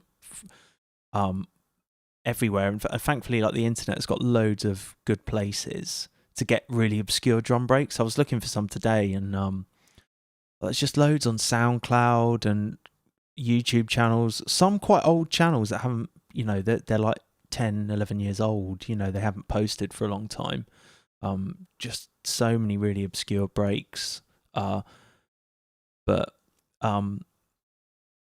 yeah, what I'm looking for, what I often look for is like the shuffle or the shuffle, and yeah, like the chaka chaka. And a lot of times breaks don't have that, or their timing's slightly off, or there's just something a bit weird about them. But yeah, always on the lookout for new breaks. And Instagram's a great place as well to get just little clips of drummers and stuff. Okay, so I think I've kind of achieved, that's a kind of jungle idea. That's like an ambient jungle idea. Using the Jungle Warfare packs. Like, I think you can, like, in the later packs, some of the drum breaks are a bit more kind of drum and bass, as well as the bass lines. There's lots more distorted bass lines. But yeah, this is the M8 tracker, and I'm definitely gonna. What have I learnt from doing this? Well, I've never got this far with an arrangement before, and I tell you one thing I'm gonna do. I'm actually gonna save it, because like there's no like auto save or anything. This is cool. This like random naming feature. Orange Wonder, great. We'll save that. Save to songs. Cool. So I can show you some of the other ideas I've done in it, but nothing this long and kind of evolving. I think what I'd look to take from this is like, okay, well, maybe I want things to all be the same length. Maybe I need to fill up the phrase for everything, and then I know I'm running in 16 bar loops for every single pattern, and then it might make the arrangement easier at this point, is what I'm thinking. And that's a good thing to learn, because I've never got this far before in arranging in the tracker, in this tracker. Renoise is different. It's not the same. Not like this. It's a bit easier to arrange things, I feel.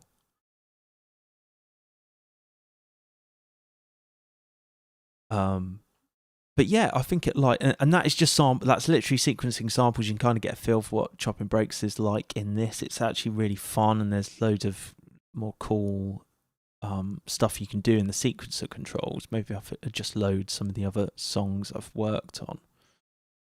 Rusty Mango.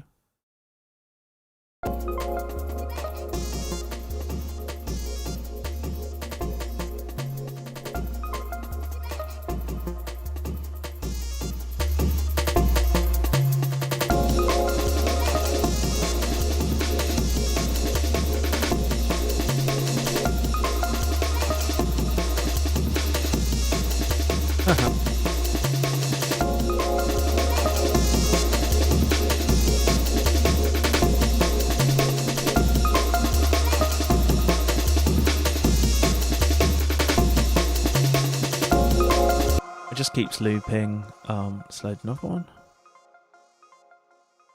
Save that, yeah. Solador. Okay, there's a bit more stuff going on in the arrangement here. I was probably trying to figure out how to do it.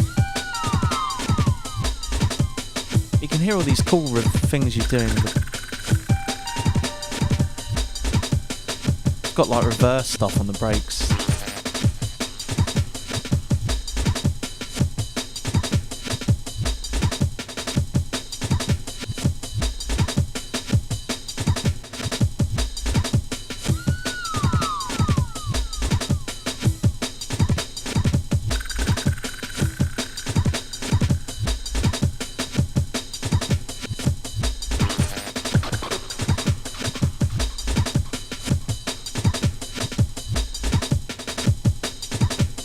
A bass line at some point.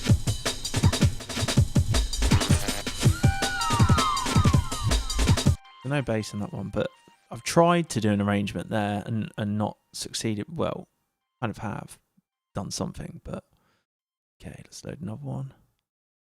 Organic Koval. Very simple.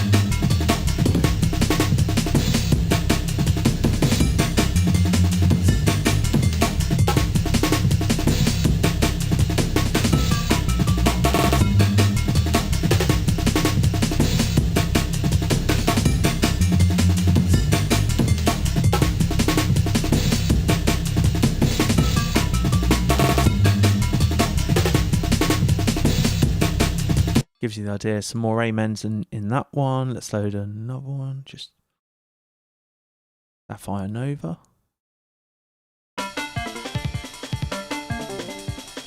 So what I'm doing at the moment is just whenever I get like half an hour spare, I'm just going in and trying to mess around and come up with an idea. I think there have been vital learnings about how to arrange stuff in this evening.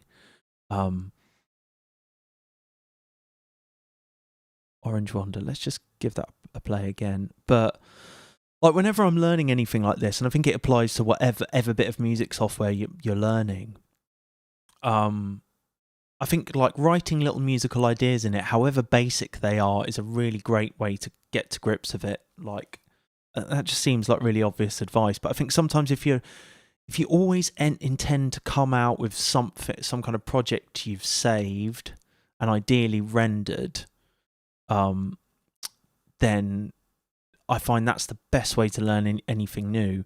And also to kind of make a list, whether it's a mental list or whether it's you actually write it down of like, okay, I don't know how to do this. I don't know how to do this. I don't know how to do this. And you can kind of tackle all these things. Kind of, you know, the next session you have, like, I'd really like to know how to resample into it and how to get Ableton talking to it and them talking to one another.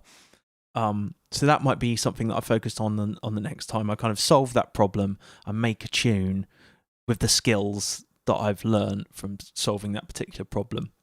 And then,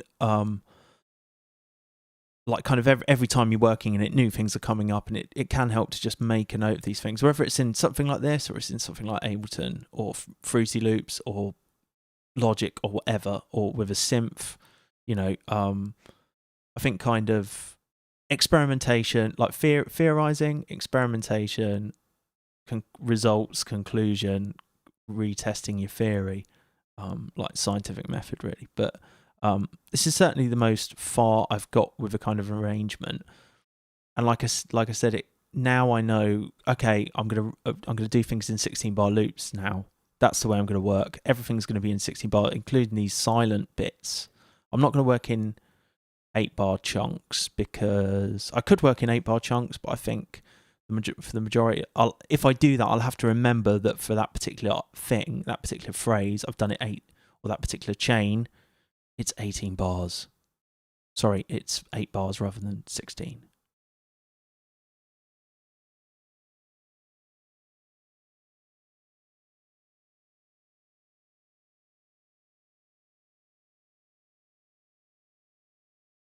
Mr. Jim X, yeah, I do like to mess with time signatures if I can. I often find it works better with electronica and stuff, really doing things like that. Okay, let's give it one more listen. I'm going to render it, so I've got a copy of the MP3 or whatever it renders as, and I'll show you the rendering as well. This is the kind of idea we've come up with tonight. It's got a limiter as well. It's got like kind of limiter built into it.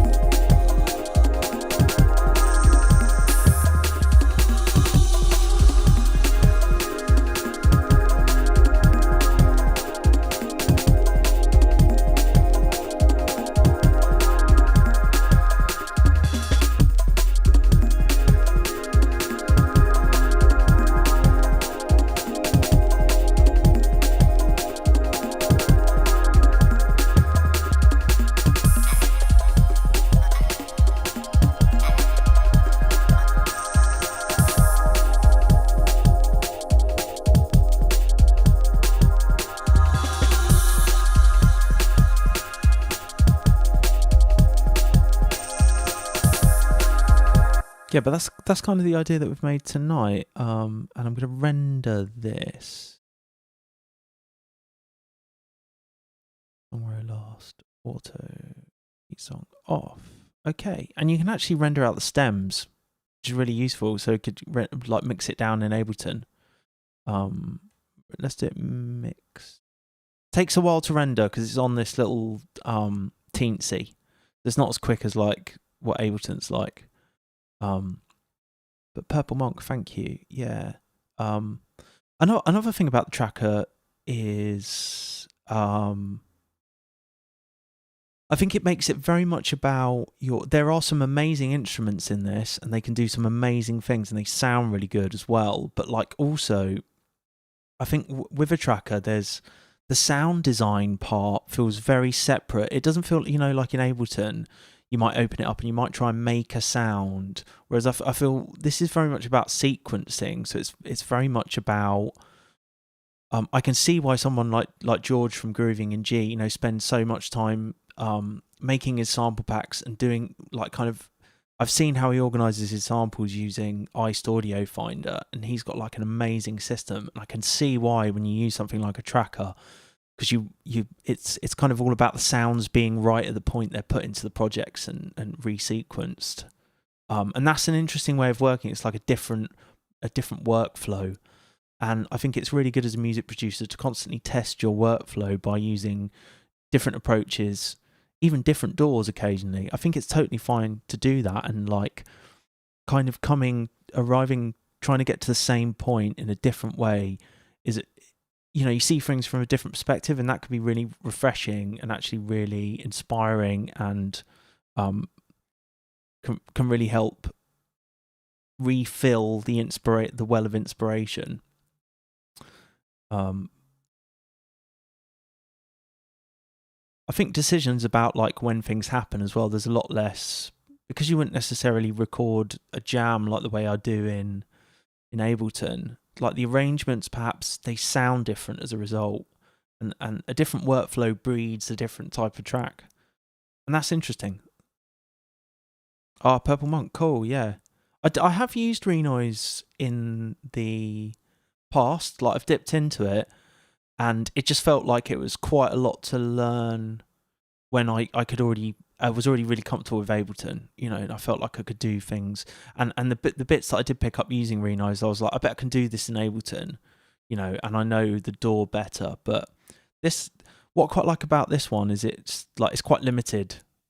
It's a lot more limited, and like the way, I don't know, there's a challenge about restricted. It's really like kind of, that's good. Yeah.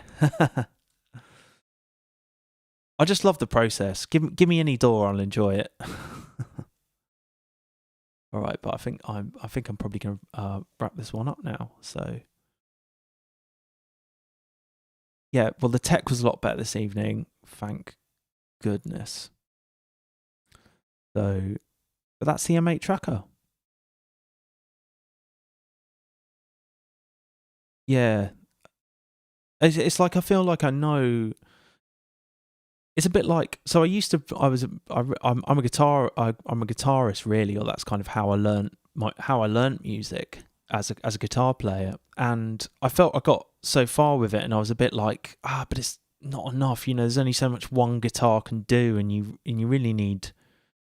And I wanted to make bigger sounding things, and like electronic music and DAWs were like fascinating because there was just so much possibility.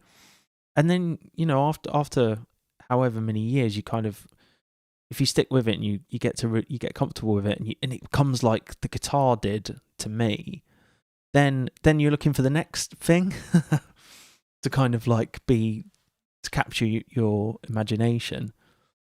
So I'll definitely do more things on the Mate. But yeah, I suspect going back to Ableton, it'll feel like a joy. Just it'll feel less. Certainly with the breaks, that you can do some wicked stuff in trackers though. It is a lot quicker. It's a lot quicker to do those little pitch rolls and reverse effects and re-triggering and stuff. All of that is a lot easier. That's a lot easier. because the sampler's so advanced. But all right, well that's going to do it. That's the Dirtywave M8 tracker on the running on the Teensy in Chrome. I think it sounds pretty good. I'll definitely be doing more things on there now that I've kind of picked up learning from this, and just using the Jungle Warfare samples. Purple Monk, I haven't. I've heard it's like, isn't he friends with Venetian Snares or something? I should give it a listen, shouldn't I? Isn't it like jungle? Didn't he do jungle stuff? Is this, am I right?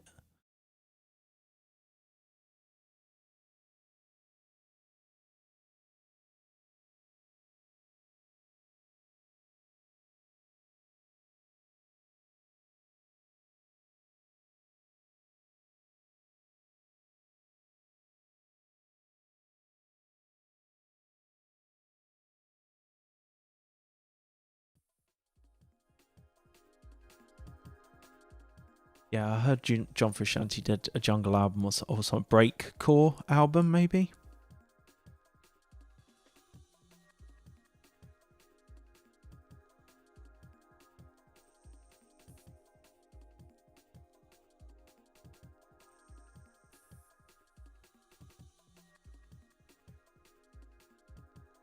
Ah, it's Renoise. Okay.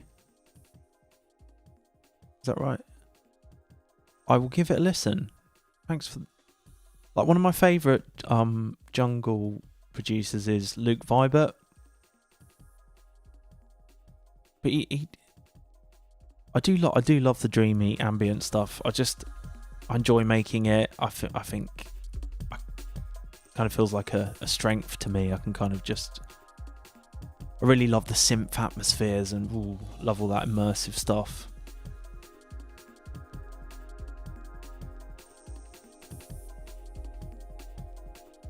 I'll check it. Yeah, right. That's the mate tracker.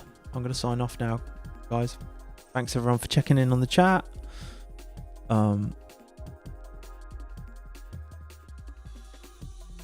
I'll go now, and I'll say thanks again to my patrons.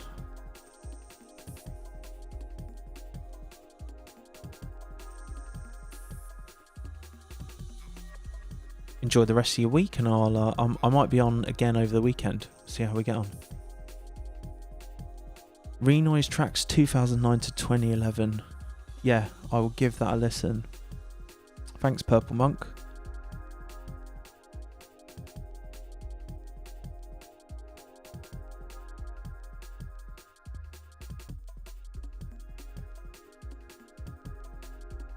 Yeah. All right, big love to everyone. I'll catch you around. Thanks for watching. Cheers all.